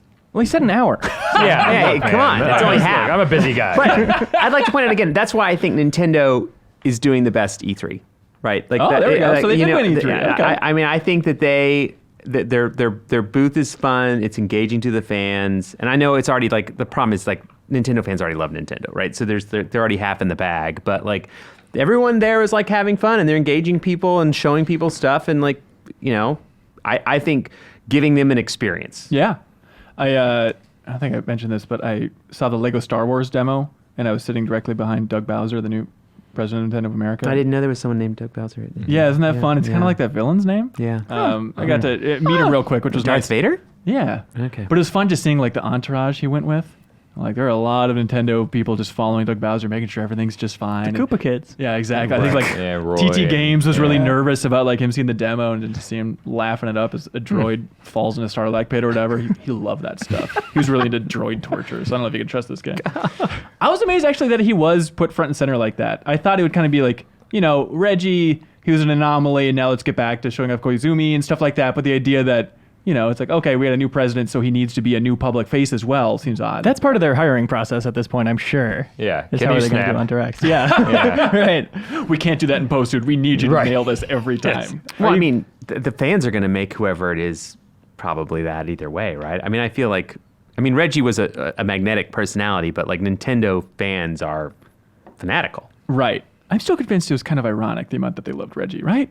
No, he leaned into it in a fun way, I think. And Yeah, the I originator think stuff everyone is liked fun. him. Yeah. Okay. Yeah. All right. We'll miss him. Let's see. Connor from Manchester, Connecticut says, "Hey, what are the odds we hear about Bethesda's Orion ever again? I bet we hear it once more at a Bethesda event and then never again." That's their... We make streaming better. Yeah. Oh, right. Don't ask questions. Moving on. The weird thing to put on their E3 conference. Wasn't that bizarre? Yeah. I read that totally as like, hey, Google, you have a lot of money. You have Stadia. You should buy us or buy this technology from us for a lot of money. Yeah. Did you see all the other technologies we made?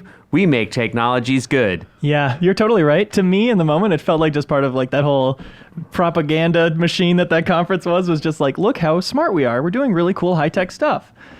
Woo! Part of that cycle. Streaming from the game engine, yeah! Whatever the hell it was. Taylor Owens from Vermontville, Michigan. Okay. That's a silly name. Yeah. Part of it's a Vermontville. state. Come on, Michigan. He says, "Hey, yo, I heard Mike Shinoda was at E3. Did you see him?" I saw Jeff Keighley tweeting, like, I'm at the Nintendo booth with Mike Shinoda. And I was like, I think I've heard that name before. the Linkin Park I think guy? he's the rapping Linkin Park man. Okay. Yeah. He's the guy from My Sharona. Yeah, that's what I was thinking too. Yeah. Mike Shinoda. He says, "Hey, did The you guy guys from the song.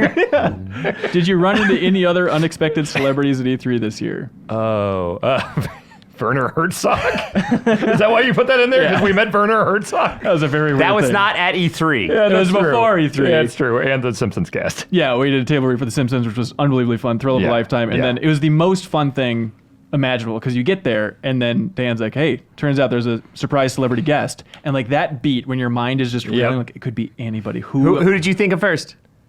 Werner Herzog. No, I had no idea, right? And then you learn it's Werner Herzog. Perfect. Yeah. Perfect person that I did not expect to wake up this morning and meet. To ever have a reason to meet. Yes. And I was like, afterwards we got our script signed by Werner Herzog, and I got to say like, "Hey, I'm glad you're having fun with it," because he was a ham man in this Yeah. episode. He was really hamming it up, and then he just takes a long beat and he's like, "Well, when the script is written so well, it's tough not to have fun." That was about it. Then we have to take that photo.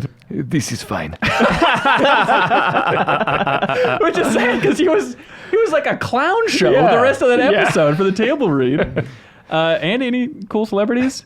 I mean, I don't know. I guess I kind of consider game developers kind of celebrities. I guess I don't know. I saw a lot of them. Yeah. Woo! Bethesda Thank guy you. over here. Well, I mean, I saw a lot of content creators like at the Fortnite party. Yeah? You know what I mean? Like, but I get more excited to meet developers or Yeah. like, I don't care so much about famous people, whatever Okay. kind of thing. It's not really my jam. Really? Too cool for famous people. I don't know that I'm too cool for it. It just does. There was a time when I was like, oh, that's cool. I saw that person. And then eventually I was like, it's just kind of, it's not that interesting to me. Okay. Ben, as someone who does not watch sports entertainment, Yes. what are your thoughts on like Xavier Woods and Kenny Omega? Like, do you feel like? Oh yeah, meeting them. Well, I was talking about it last night with you. I was amazed at Xavier Woods from WWE. Like he came into the Giant Bomb green room and just immediately he's like, hey, good to meet you. Hey, I'm Xavier, and just like shakes everybody's hand. It feels like a more sincere politician's thing, but it's just amazing socially that he knows everyone's like, oh, I hope I get to meet Xavier Woods, and he just goes out of his way to like make everybody in that room happy and give them attention. He is on 100% of the time, Yeah. even if he just got off a flight to SmackDown and back, and Right. he's incredibly. Kenny good at Omega what I he didn't does. care for. He seemed fine. He's actually on the same flight as us back to Minneapolis. Oh yeah, he's from Canada. Yeah, Weird deal. Yep. You met Jeff Cork. Spent That a lot was of time cool. with him. You went to the yeah. Microsoft press conference, so you locked eyes with Keanu, I'm sure. Yeah, that's right. I was the one yelling, Keanu! I'm trying to think of something clever to shout at you right now, but I got nothing. Let's see. Riley from Issaquah, Washington says, hey, Skatebird is a game for both Leo and Jeff Cork because it's a skateboarding game like Tony Hawk, and it's also a game where you play as a small thing in a big world. Right. Yeah. Where was that shown? I remember seeing that and being kind like, of funny. right? oh, okay. Yeah, I'll play anything that reminds me of Tony Hawk. Yeah, totally. I wasn't watching that, and then multiple people tweeted me at the same moment as soon as they showed that. Oh, fun. And it does look really good. It's a Kickstarter thing, and it's not funded yet. But Okay. But you can wishlist it on Steam. Why aren't there more Tony Hawk-like games? That's a great question. They need to make more of those. What was that one? Sessions? Is that what that was called? Yeah. Is that still coming out this year? I don't know. Skater XL, I think. I actually jived with the actual skating mechanics more, but they're both kind of more like Skate than they're like Tony Hawk. See, that's the thing. I don't like Skate's thing. I like Tony Hawk's Did you thing. play Crayola Scoot?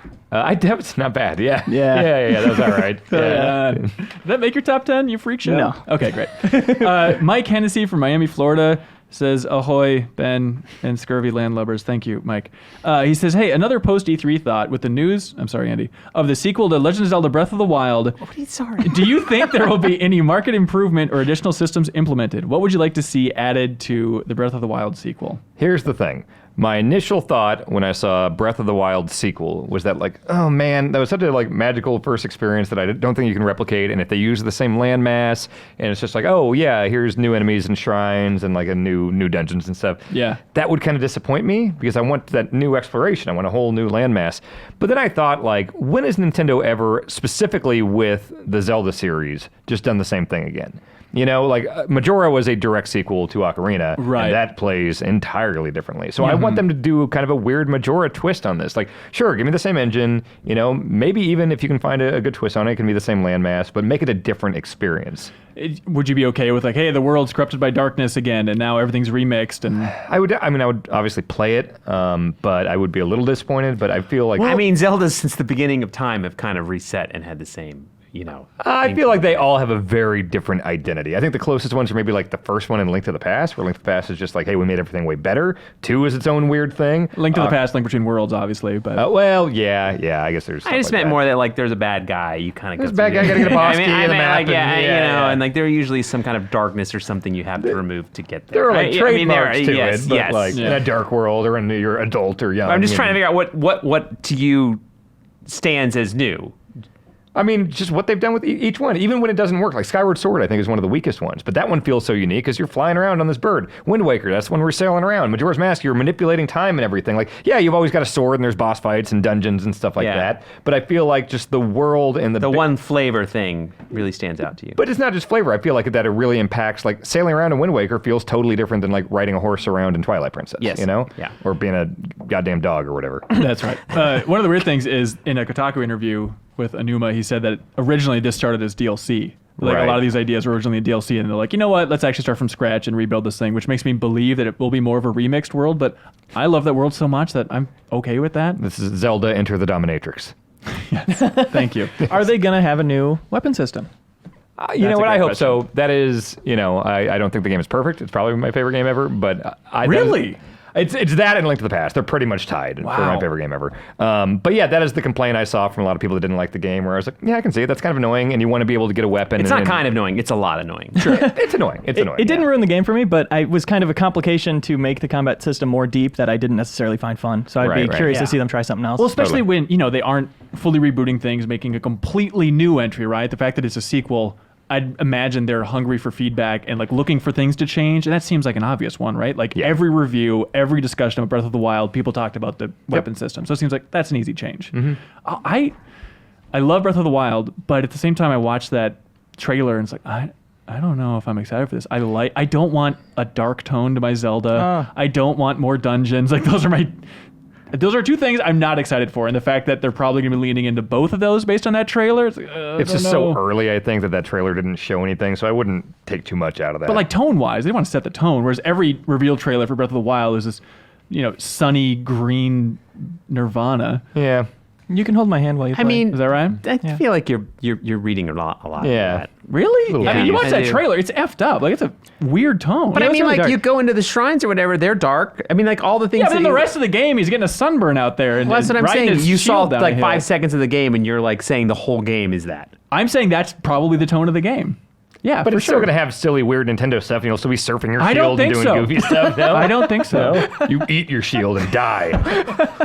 Hope you like it, like. Obviously, everyone's talking about, like, is Zelda going to be playable? I think that's pretty likely. You think so? Yeah. I thought it was likely like 3 Zeldas ago. Though, Yeah, so- exactly. Yeah. Also, it's weird though that she talked in Breath of the Wild. So now, if you have a main character that can talk in it, maybe that's like they go in that spooky dungeon in the beginning, and then like the evil Ganondorf guy like rips out her voice box or Right. something. Seems likely. Andy, I know you're staring at me. Please stop. Great. Hey, Evan from Milwaukee writes in and says, hey, on the Nintendo Treehouse stream, the director of Astral Chain revealed that every level has a functional porta potty, and there's a reward in the Functional? game. Yep. In real life. You Yeah. can pee on the screen.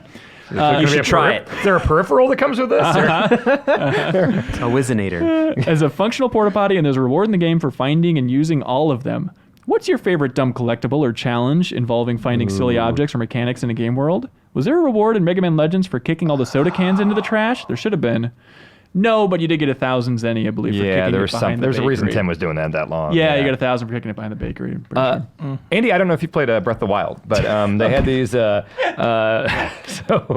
Korok seeds. It's your office, Andy. You can kick them out. I know the seeds. I collected some of the seeds. Yeah, yes. I got those too. I definitely Yes. didn't do all 900 or whatever, but it's hilarious to me that if we're going with a poop themed email too, that at the end you just get a piece of crap. That's very Yeah. funny. That's extremely funny to me. It's like, Yeah. oh, I bet I get like a fierce deity mask type thing. It's like, nah, here's some maracas with some crap in it. Whatever. Well, like Assassin's Creed had, like the original had, like nothing. You just Are the got 'em. feathers or they're feathers? Yeah, right? you just got Flags. nothing for it. Yeah. Flags, yeah. Yeah. What was Recent memory, I played through Alan Wake in the lead up to the Control coverage. You collect 100 coffee thermoses in that game, That's weird. which for the game's dark tone, and the other collectible are these letters or, pages from the book that are kind of saying what's about to happen, and they're really cryptic and mysterious, and then the other collectible is a coffee thermos. It's like, it doesn't ruin the game for me, but it's like, come on. It's Chilly video out there in games. the woods. Alan needs a lot of coffee. What were the three in San Andreas, depending on which city you were in? I remember the casino one was horseshoes. Oh, The San God. Francisco one, they weren't like the standard hidden packages. They Poop on a sidewalk? no, that'd be made now.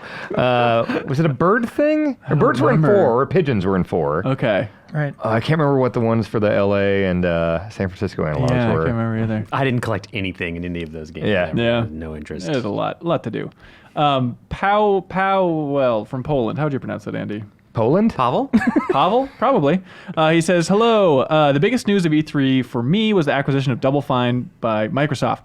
Similarly to you, I'm torn. On the one hand, I love that they have financial stability. On the other hand, I worry about the games that will develop from now on. Also, no more Double Fine for me, as I'm not buying a second console and I'm too much into Sony's ecosystem to switch. Haha, Switch.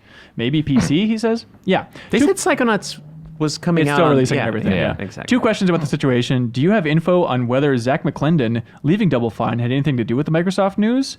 He was the director of Psychonauts 2. I didn't know this, but yeah, apparently I think in March or May, he left Double Fine. He says also they mentioned 2-player productions and how their work on Psychonauts will be affected. What about their future projects? They fall under Microsoft now as well, since they've been an internal crew at Double Fine. I'm worried the PR will silence or drastically limit what has been one of the more real voices in the video game industry. What do you guys think?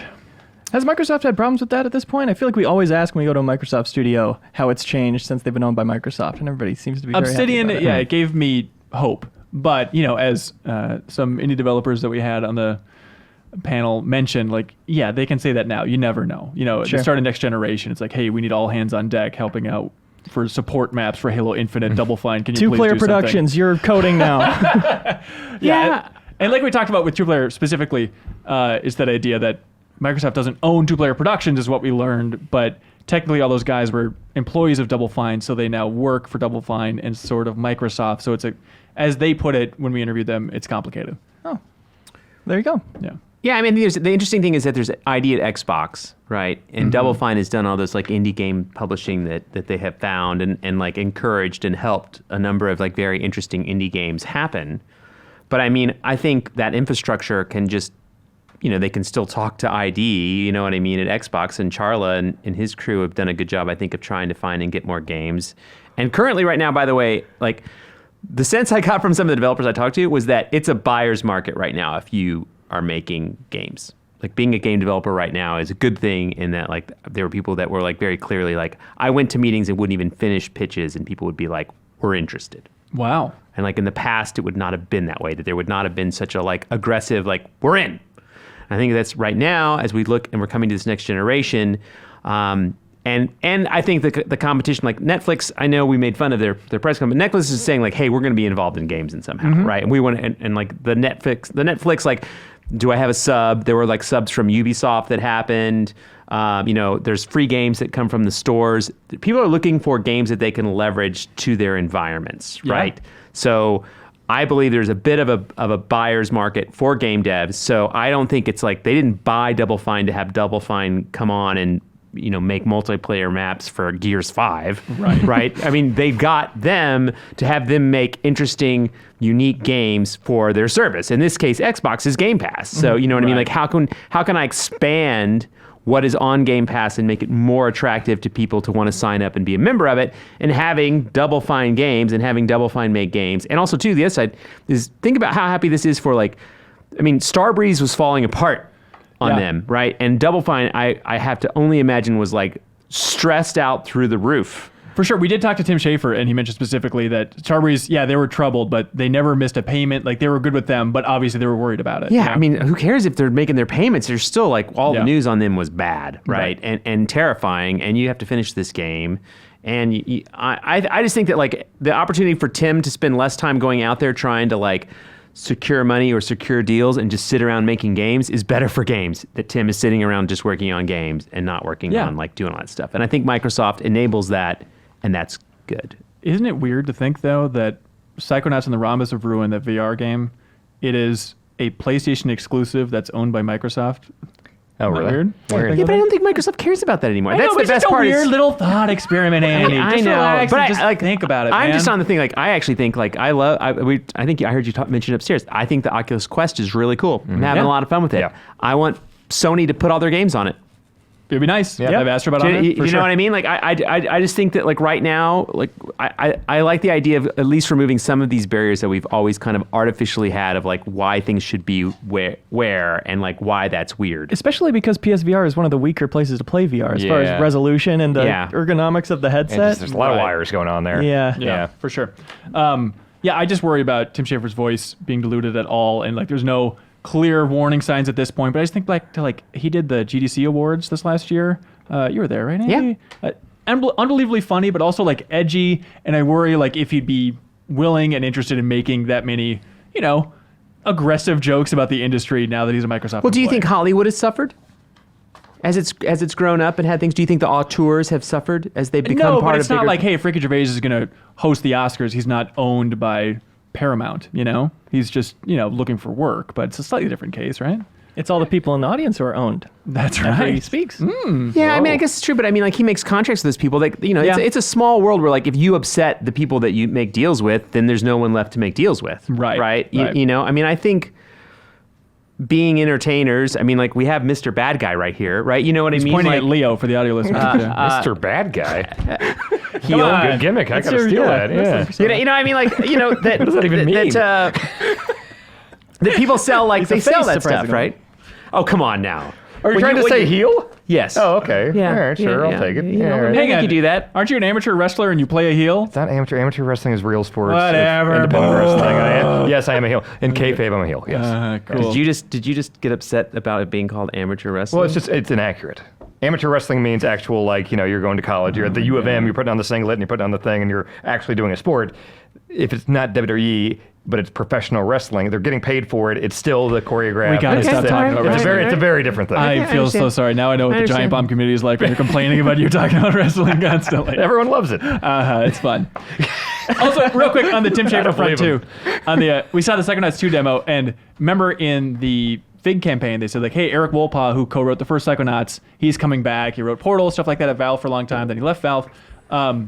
But we asked him about like working with Eric Wolpaw again, and Tim Schafer's like, well, he hasn't done any work on the game yet, and we'll see how that breakdown actually is for how much he writes versus how much I write. But he's like, Tim Schafer's kind of writing the larger story, and then Eric Wolpaw is in theory going to do some punch-up stuff. And I asked, because there were rumors that Eric Wolpaw actually went back to Valve. That's what I heard. Yeah, and so I asked Tim Schafer about it, and if it conflicted with Psychonauts 2 at all, and he's like, Eric Wolpaw's a rambling man. That's all he said. I was like, okay, all right, I know what that means. Anyways, Clay K from LA. That's a lot of that. Uh-huh. Hi, Ben and the Gang Chargers. Hello, thank you for a specific reference. I specifically remember my first time playing a game that was rated M. It was the 1998 360-degree shooter Forsaken on the N64 at my babysitter's house, of all places. He was in love with the lasers and robot enemies. Do you remember the first time you got to play an M-rated game? How did you feel about it afterwards? When I was very young, I went to my friend's birthday party right after Halo had come out. We played Halo on a big projector, and I got home, and my mom said, "What'd you guys do?" And I started crying.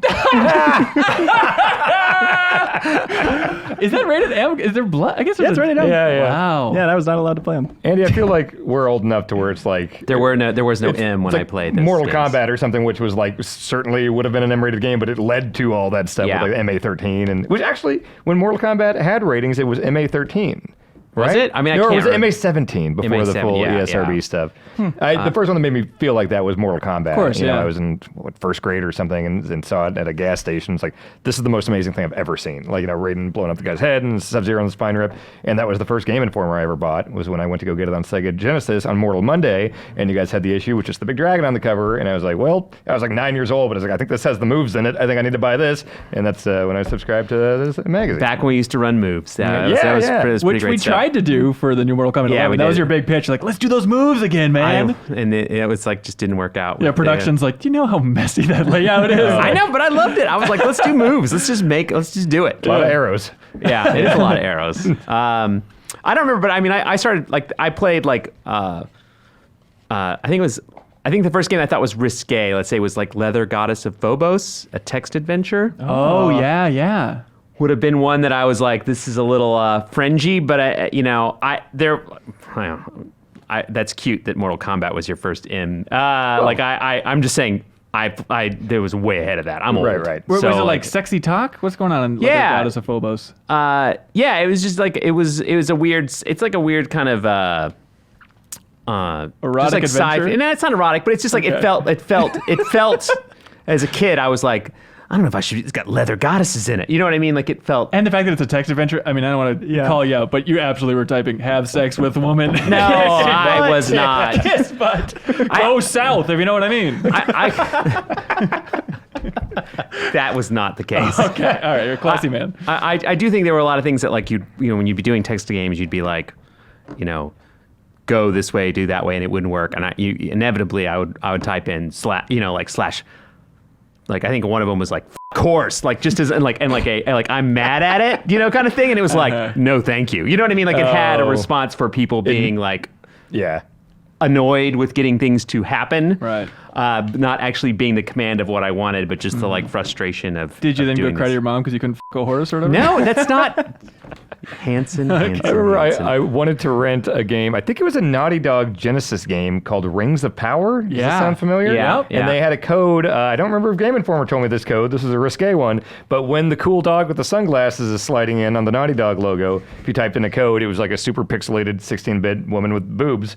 And I remember being like, I need to get this game. Like it's some weird fantasy thing that I had no interest in the game, but it's like that would be a for sure way I could see boobs, and I doubt my parents would know the code to see it. That's the digital hiding under the mattress. Yeah, exactly. We just had Jason Rubin on the podcast last year. I think somebody should bring that up to him. Like, why'd you do that? Why'd you take the time to like put in the code and draw this lady's dumb boobs? It's such a weird move. He was an adult. Actually, he was probably like 17 or right, something. yeah. Yeah. Kid It was genius a or long whatever. time ago. Yeah. Damien in Seoul, South Korea, hopefully God's country, he says, Dear Ben and friends, now that we're into June, we're almost halfway through the year, and so I'm wondering, what is your best and worst game so far for 2019? For worst, he said it's Anthem for him. Oh, It's bad. Poor Anthem. Worst is always hard because there's so many like objectively like terribly made like that are just dumped on Steam or whatever. So we're talking like AAA releases, like big publisher releases. Best, my number one so far this year is Resident Evil 2 Remake, followed by Void Bastards. Void Bastards, really? Why do you love that game so much? I just thought it killed it. And as far as that type of like, run-based roguelite thing, I thought it was fantastic. It's so pretty. Yeah, My God. And the layout of the ships and everything, and like how you can approach all these things with weird strategy and based on your quirks and all that The stuff. weapons like, are fun, throwing the remote charges and then just shooting them. Totally, like yeah. to take out a turret. Stuff like that's fun. Loved it. Yeah.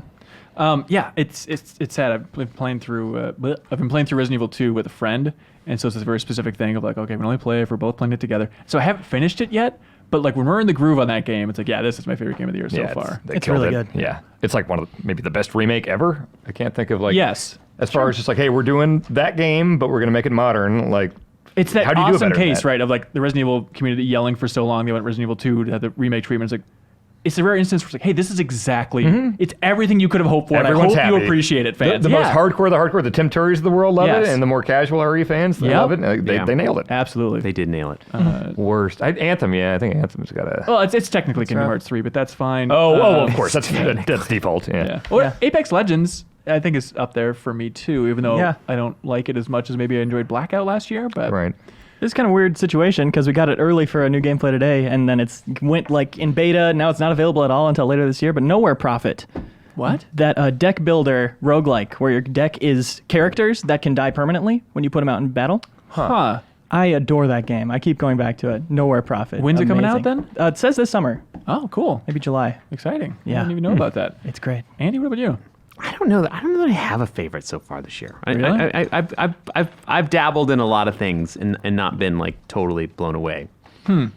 Baba Is You is also really high up Yes, for me. that's up there for me. I for played sure. that for a while and then it got annoying to me. It's tough. it gets tough? They're Yeah. the ones you just stare at, and it's like I don't think like is this broken or am I just stupid? Well, I just felt like eventually it got to the point where, and I did enjoy it for a while, but eventually just got to the point where like it's just trial and error.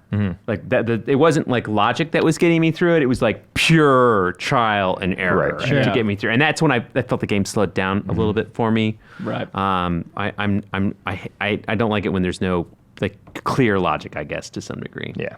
As far as worst, if I can just solicit some comments real quick. Yeah, yeah. Metro Exodus. Oh, those are all bad games. Oh man. Yeah. Right? Yeah. What? Really? I only played it Metro- for a couple hours, but the voice acting was bad, and the story was boring, and the shooting felt like early 360 era, if I'm being generous. Uh-huh. Well, but just play it in Russian, though. Like, But that game's been a good idea. I feel like that game's been very polarizing. Like, there's a lot of people that really loved it, and a lot of people that haven't liked it. But I think that's a lot of the games. That's why I was kind And of. people have described cool moments to me that sound really interesting. Yeah. but they're Yeah. Further in the game than I want to get to.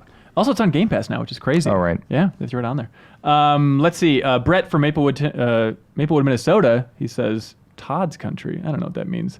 He says, hey, you all were talking about StarCraft 2 last week, and I realized I haven't played the game in probably 4 years, but I watch pro tournament streams on Twitch. They are so hype and exciting. Do you guys have any games that you love to watch, but not necessarily play? Love you. Bye. I've been watching my friends play Sea of Thieves lately. Oh, yeah? It seems like that game is fun now. They're solving riddles and reading through books and like finding clues and everything. They added a bunch of stuff to that game. I don't know if I like it still. I Oh, mean, yeah?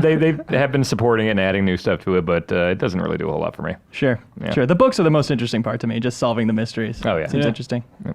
Andy, you watch a lot of stuff. Yeah, I do watch a lot of stuff. I actually enjoy competitive Call of Duty, which I Really? don't play. I actually do enjoy watching competitive Call of Duty. I like watching Dota as well. I don't know why League has never like quite resonated with me with quite the way I like watching Dota. I mean, I'm a big fan of those two particular sports. But you don't play Dota. I do not play Dota. No, That's so weird. I don't play. And I mean, I play Call of Duty, but I don't. I play multiplayer for a couple days, and I'm like, I'm not good enough to play this game, Right. and I move on. But I really enjoy watching it. But Yeah? I don't know why. I also like watching Counter-Strike.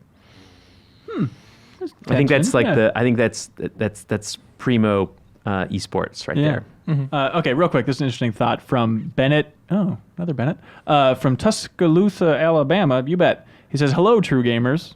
We're all true gamers, right? Oh, yeah. I hope so. No fake-ass gamers on this No, table, no, are no. there? Cool. Why is he sweating? Anyways, Bennett says, hey, I stand by my principle that voice chat on console is terrible. From audio quality to connectivity to interface and everything in between. Why is Discord voice chat not an option on consoles?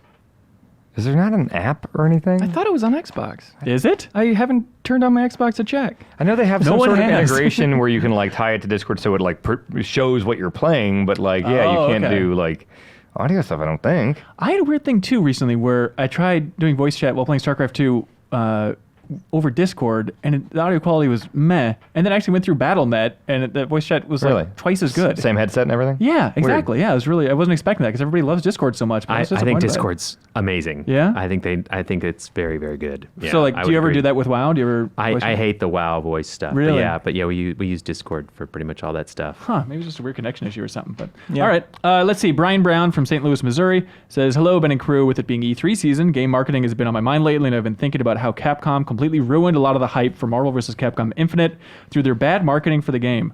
One particular bad gaffe was when Capcom producer Michael Evans was asked about the lack of X-Men in the game, and he said, 'You're a modern Marvel fan. Maybe they don't even know some of the X-Men characters.' So my question is, what is the worst marketing gaffe you can remember for a game?" What was it a Splinter Cell like 10 years ago where it was somewhere in like Europe, I want to say, they like the PR team or marketing team sent out like they staged a like armed robbery on like a restaurant or something, and like people didn't know about it, and like actual police were like, "What are you doing?" Like these people thought they were being held up at gunpoint or something. You should look it up. you feel alive? Didn't they make you want to pre-order the game? Yeah, it might have been for conviction, I think. Oh God. Social experiment. Sounds cool. Yeah. There's the goat's head thing for God of War. Right. That right. was at a party where they decapitated the goat or something. Oh my God. There's the brass knucks they sent out for the Knuckles, Godfather. yeah, which is like. That's bad. That's illegal. And the thing is, they did that, and then they were like, "Hey, could we get those back, or could you not talk We're about gonna get in those?" trouble here. Yeah. There was that Dead Island Oh. waist to neck woman's torso. The Right. limbs and just cut off his bloody stumps. Like, yeah, what? that set gaming back a couple years, I think, single-handedly. That's a rough one. Yeah. Well, doing the AMA on 8chan or whatever. Yeah, not right? the best. That's still that one's still to me. You're like, you did what? I think announcing the N-Gage price point by just writing it on someone's stomach. We laughed so hard because the belly button to me was, I thought it was like, it's $2.99. You know what I mean? Like I thought it was like a decimal. Yeah, I was like, So We surgically added a belly button. they were an innie. They needed an Audi on I stage. know, but like from distance, you were like, it's $3.99. This is crazy. I mean, that was the most insane press conference of all time. Yeah. It's like speaking wise, I know it's cliche, I guess, but I think some of the Don Matrick quotes launched to the Xbox One Yeah. is pretty rough, right? We have a console for them. It's called the Xbox 360. If you don't want to be online all the time, just messaging wise. I mean, I think that's the biggest just botched out of the gate messaging. job I've ever seen. Reverberated for years. Yeah. People still think that Yeah. Xbox is all. That's all that is. You can't play Right. used games, and it's always online. Yeah. Right. I've like talked to like Uber drivers that say that. It's like, oh yeah, isn't that the one you can't play used games? Like, oh no, they really blew it, didn't they? Yeah. That's so wild. Okay, what do you guys like for email of the week? I'm leaning towards the M-rated games one. That's a Yeah. good one. Yeah? Yeah. Andy, you like that one? I like them all equally. Oh, you're so sweet. That's Clay K from LA. Congratulations. And LA is going to officially double up. Can you find that on the map? LA? We'll find it later. Yeah. Double God's Country. Congratulations, LA. You know what? These emails won Best in Show. Oh my God. Wow, look at that. Isn't that You're nice? so sweet. Thank you for writing into podcastinginformer.com. For now, let's turn up the heat in this balmy studio and do some back of the box trivia. Here we go. Oh man.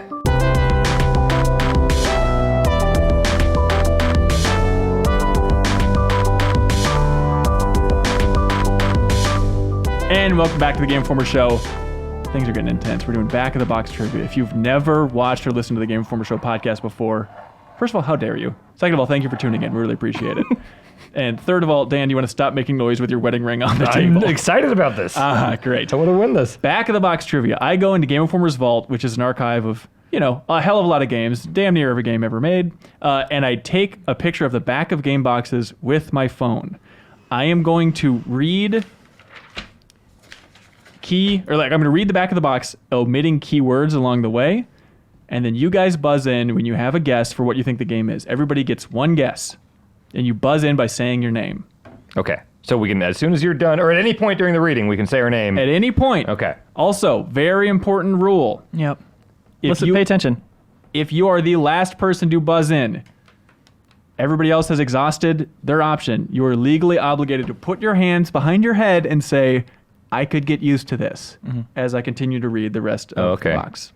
I think I have an advantage because both of them have 2-syllable names, and so I can get mine in and out quicker. So I'm changing my name to Lee. Lee and Ann. that's also a cool. name. That's And, great. and can I just go ahead and say I think the answer to everyone is going to be Pokemon Snap. great game. We'll see. Best Pokemon game. Yeah. Again, pop yeah. quiz, Andy. What genre is Pokemon Snap? Stupid. Yeah. Halftime. Yeah. Get the hell out of here. Okay. Also, there's a secret theme to all these games. Secret theme. Secret theme. If you can connect the theme, you will be at an Is that advantage. bonus? Is that bonus points at the end? No, but still. Are we going to a certain number? First to 5 wins. Okay. Ready? Yes. In the war to blank. In the war to save blank, what part will you play? Unparalleled film collaboration resulting in a true blank experience. Exclusive film footage. Dan. Dan Enter the Matrix. with Enter the Matrix on PS2. Very Nice impressive. work. Wow. Nice. Blank I'm impressed. You hired me. I did. Played a lot of games. blank heroes unite.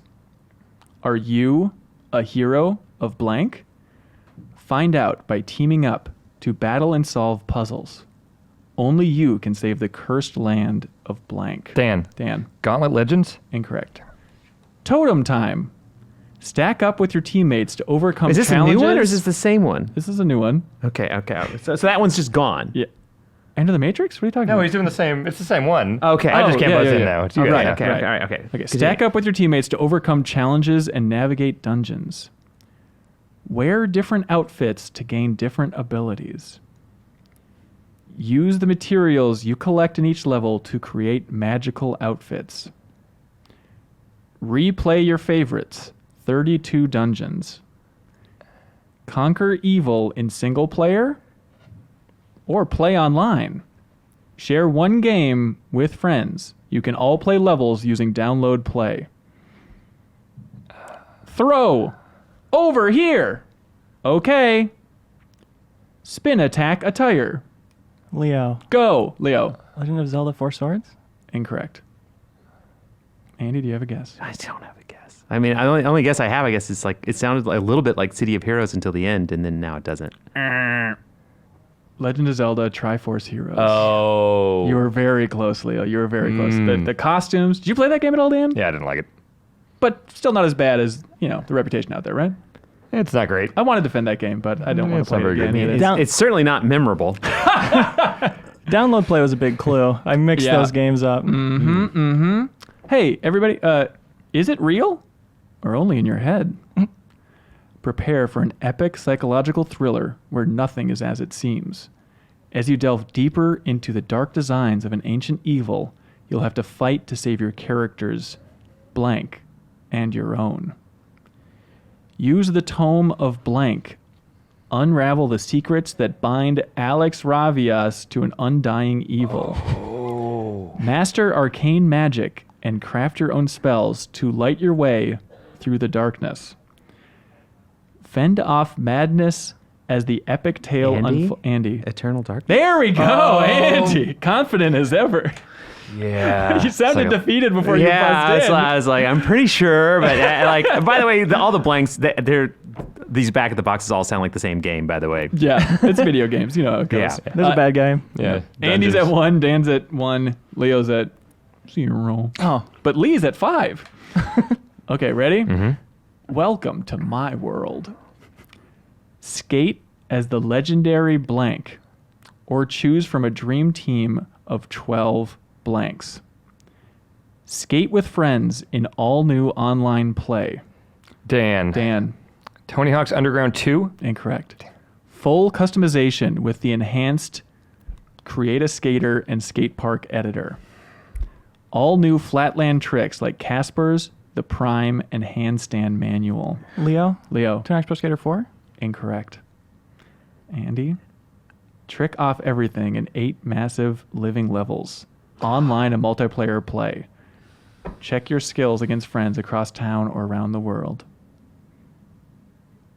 Enhanced skate park editor. incredible new tricks. Use the revert to link vert tricks or Oh. bust. Tony Hawk 3. There we go, Andy. Revert But I'm stuff. sorry, Andy. Yeah. I cannot give you that point. Why not? You didn't say you could get used to this. Yeah. Legally. That is binding for points? That is binding for I like it. points. I like I thought that. you were joking. I don't even know what No. that means. No, this is a did- very real rule. You don't have the point. You need to say this. That does not count. I'm And by the sorry. way, I think this game is BS. Great. Thank you. I love it. You got it. Beyond Fighting, the world's most brutal tournament, has as its trophy the legendary weapon, blank. Now, fighters from around the world assemble to claim this prize and its mysterious power. 3 intense playing modes, over 10 playable characters. Andy. Weapon Lord? Incorrect. A cast of hidden characters and favorites from blank. Complete 360-degree range of motion. Battle hand-to-hand with weapons or with devastating combos. Challenging mini-games. Complete in tests of speed, skill, and dexterity in any of the 4 unique mini-games. Full-featured RPG adventure. Descend into ever-changing random dungeon layouts in search of treasure, ever-stronger weapons, and answers.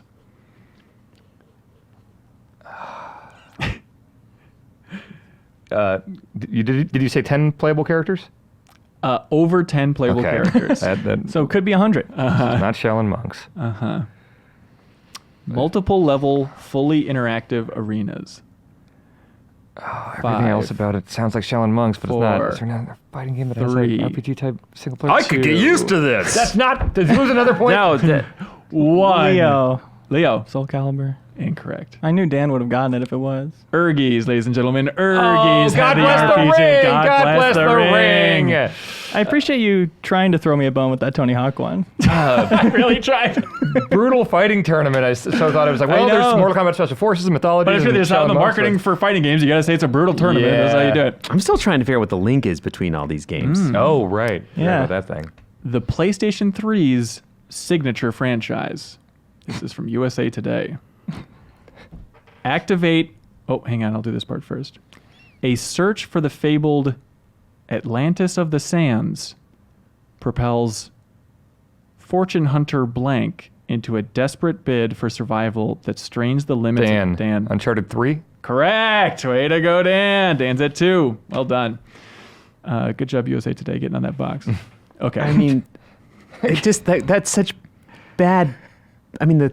Bad box work? Yes. I just like I can't believe that's Uncharted 3 just because it was so bad. Yeah. The game? Or No, Amy no, Hennig did no. it at the back of the No, at box. the back of the box, I was like, "What are you talking The about?" marketing dude wrote that. Yeah. Fulfill your... Ergies too. Is that your name? Fulfill your destiny. Snatched from prison by the Emperor's decree. You arrive at Dan. the... Leo. No. Who got that? I think it was you, I Dan. think it was you. Oblivion. Incorrect. No.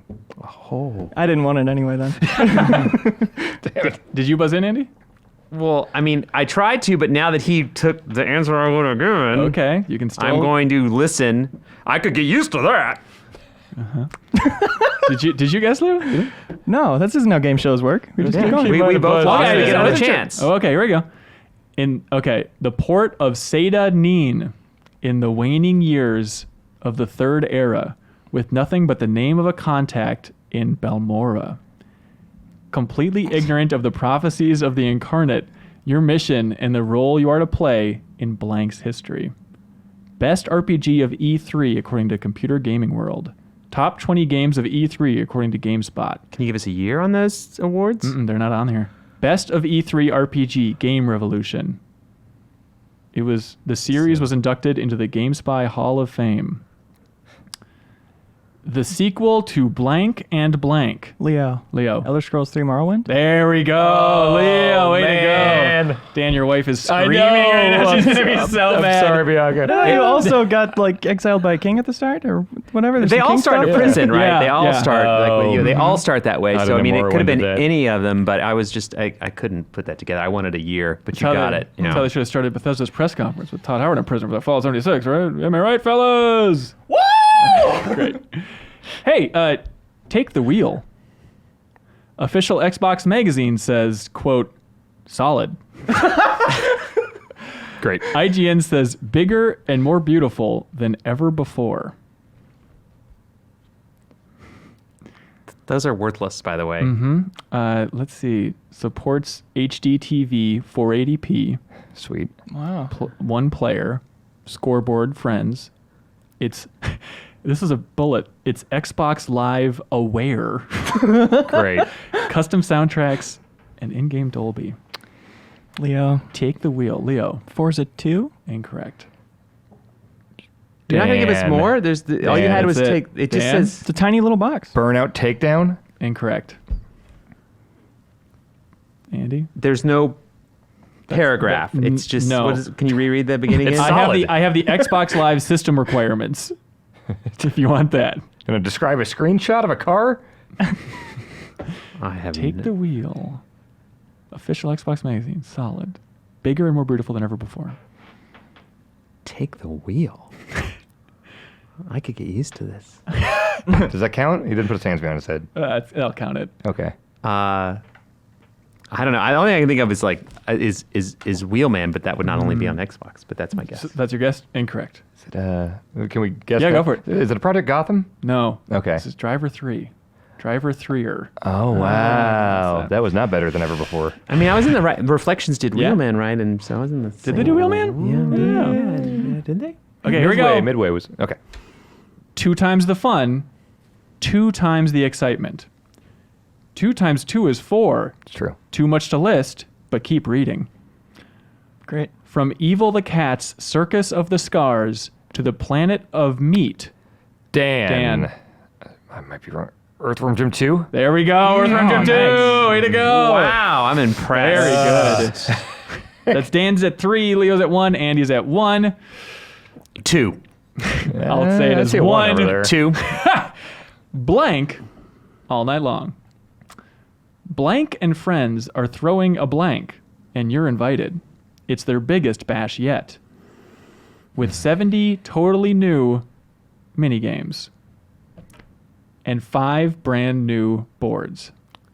You'll be the life of the party as you punch, pound, and stampede right over your opponents in a multiplayer melee or go head-to-head in the new 2-player duel mode. You can even unlock new characters in the 1-player challenge. With so much fun and excitement, this is a bash. You'll just have to crash. Dan. Dan, Well, I feel like he would have blanked it if it was Crash Bash, but look, Crash Bash? it's not Crash Bash. Yeah, because okay, I you got just fell thoughts. for the trap, buddy. I know. Why would they put Crash and Bash in the? 70 all-new Yeah, minigames. Pelt your friends with snowballs atop Snowball Summit. Keep them guessing in hide and seek. I hate this genre so much. I don't even want to Or know. Leo. Leo, Super Mario Party 2? Is Mario Party 2? incorrect. Or bury them in a pile of garbage blocks at Mario's Puzzle Party. We're Andy? saying Mario now? Get ready for even more tricky tactics, silly surprises. Super Mario Party 3. I cannot count that. You can't. On several fronts. Yeah. It is Mario Party 3, but you did not say I could get used to And this. also, they did not call it Super Mario Party until the last one. Correct. So, I hate those games. I said that. I hate the genre. All right. You've got a certificate for your reviews. I know. The Stampede made me think it was 2. Well, I kept thinking yeah, yeah. Mario Party, obviously, and then I thought it had to be a sequel because you said 70 new mini games, but then you said Crash and Bash. I was very bleeped confused. that. And you're right. very I should have funny. bleeped Mario. Yeah, it's a subtle nod to the name of the game. Okay, here we go. Sonic Shovel?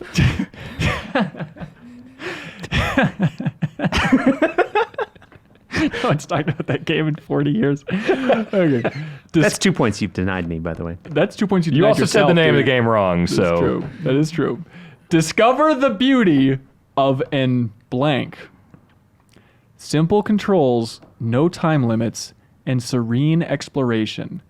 Dive into the blue of a blank vacation full of sea life and sunken treasure.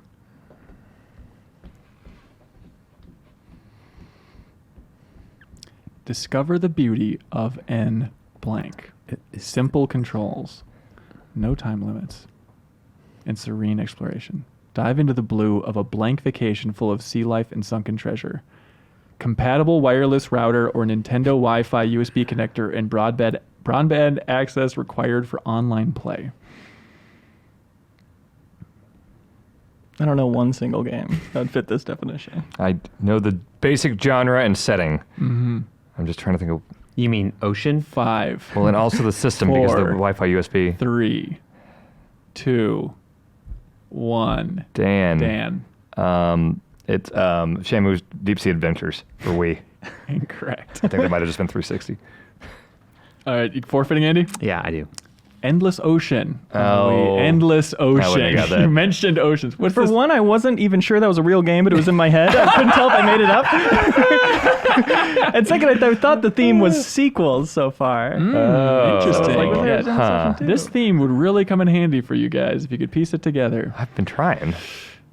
Escape to the biggest, brightest blank ever. Find your perfect match with all new high carrot fun. Discover 8 breathtaking game modes that meet Dan. Dan. Bejeweled 3? Correct. What? It's Bejeweled 3. Is it really? It really is. That has a box? Yeah, it does. It's like a weird era, right? Where it's like now they're just giving away for free on phone. But also, Andy, you were very close. You got to have confidence and come and pop in with that Andy, you know? That's right, it's fine. Okay, great. Hey, did you hear about this one? Winner of over 60 awards. Best of Show at E3 Game Critics Awards 2014. Best Shooter, IGN, Best of E3 2014. Best of Show, Gamescom Awards 2014. Hunt Together, Kill Alone. Leo. Evolve? There we go, Leo Vader. Yeah. Andy's at 1, sadly. Leo's at 2. Dan is at 4. Dan is at game point here. Someone needs to stop this monster. Finish us off. Nope.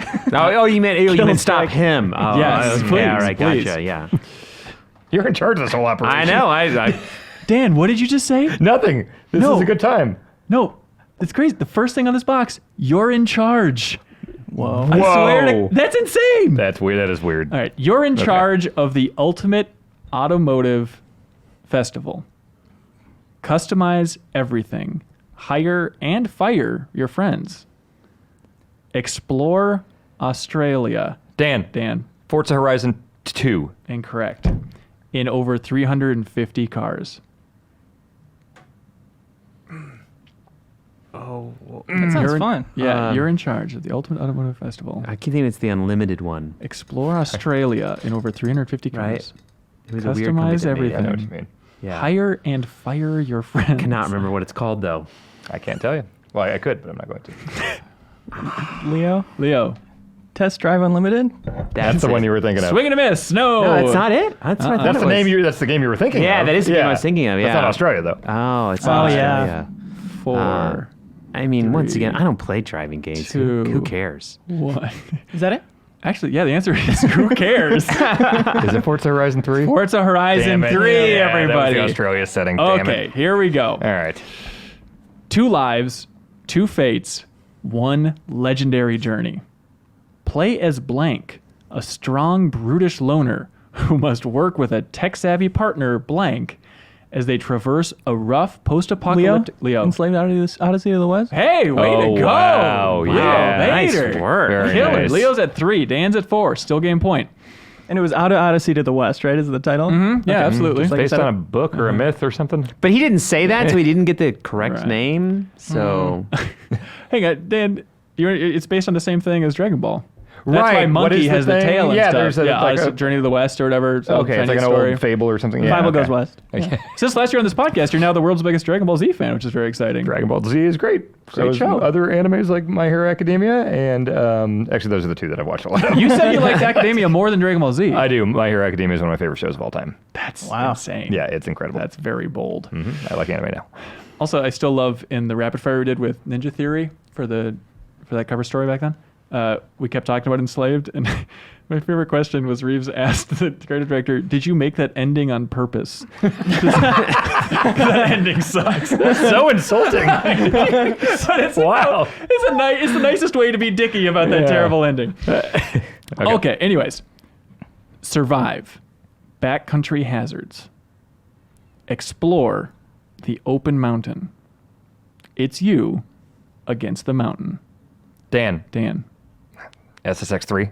Riker Wow. takes it with SSX3. That is My 5 God. points. I Way thought for to sure it was go. Breath of the Wild. Yeah. From the Bob Dylan, sorry, Minneapolis. I get it. You guys want to keep going through the bonus ones, or are you Yeah. ready to Yeah, let's explode? do it. Andy? Sure. Okay, great. Sure. You are Congrats, blank. Dan, by the way. Thank you. Yeah, congrats, man. Thank you. You are blank. A powerful young blank. A mysterious storm has swept. your- Pokemon Snap? Incorrect. A mysterious storm has swept your family from the sea. The search to find them will take you through vast underwater realms of treachery, beauty, and adventure. Use your sonar to discover hidden caverns and unlock... Dan? Echo the Dolphin Dreamcast? Incorrect. Use your sonar to, It's not called to Dreamcast. discover It's called Echo the Dolphin. hidden caverns and unlock the secrets... Echo the Dolphin?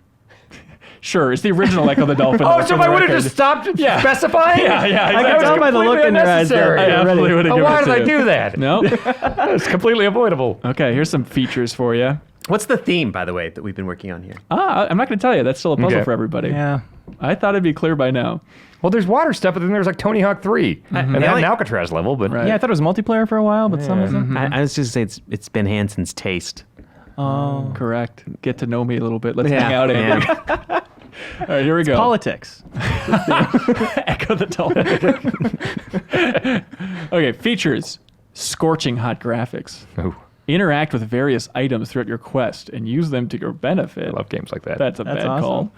Intense two-player action. Tons of hidden passages and areas. Awesome sound effects. Many nasty-looking bosses to defeat. Over 12 huge areas filled with fast-paced excitement and dozens of secret rooms to discover. You first saw Rocky, Colt, and Tum Tum on the silver screen when their martial arts skills and extreme exploits saved the honor of Grandfather Mori and defeated an evil arms dealer. Now it's up to you. In this action-packed adventure, you become one of the blanks. Dan. Three Ninjas. Well done. What? This is technically Three Ninjas Kick Kick back, I know. Right, Yes, I yeah, didn't want to yeah. specify. Why is it only Right. two-player? Yeah, well, you got to do the Yeah, yeah, multi-tap yeah. thing. And, It was a worse time. yeah. Trouble? Call the blanks. Save the day by rocking solo, co-op, or head-to-head in the ultimate rhythm action game. The fate of the world depends on your touchscreen skills. And Dan. Elite Beat Agents. There we go. Well done. Nice one. Thank you. Okay. That was No very theme nice. yet. That's very nice. Hey, did you hear about this? Rival nations are secretly developing weapons that could threaten the future of mankind. Oh, no.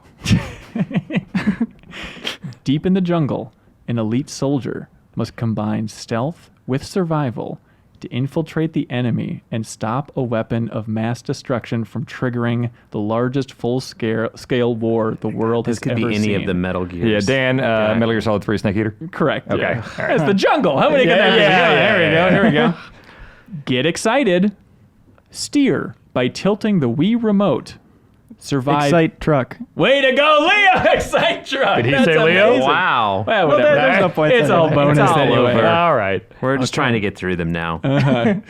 Excite truck was great. Andy, you're It's so not bad. optimistic all the time. I don't know where this list is all over the map. You really cracked me up during E3 because both of you tweeted you're going to be on the Keeley stage or whatever and Giant Bomb. You basically tweeted the same thing, like, I'm dumb and stupid, but you can listen to me be dumb and stupid, I guess, if you're I also guess stupid. that's all I do. Why the low self-esteem? I sound low self-esteem. It's just, I'm not a good guest. You're a grizzled game industry veteran. You are one of gaming's Oh luminaries, God, Andy. no! I can't even beat Dan at this back of the box game.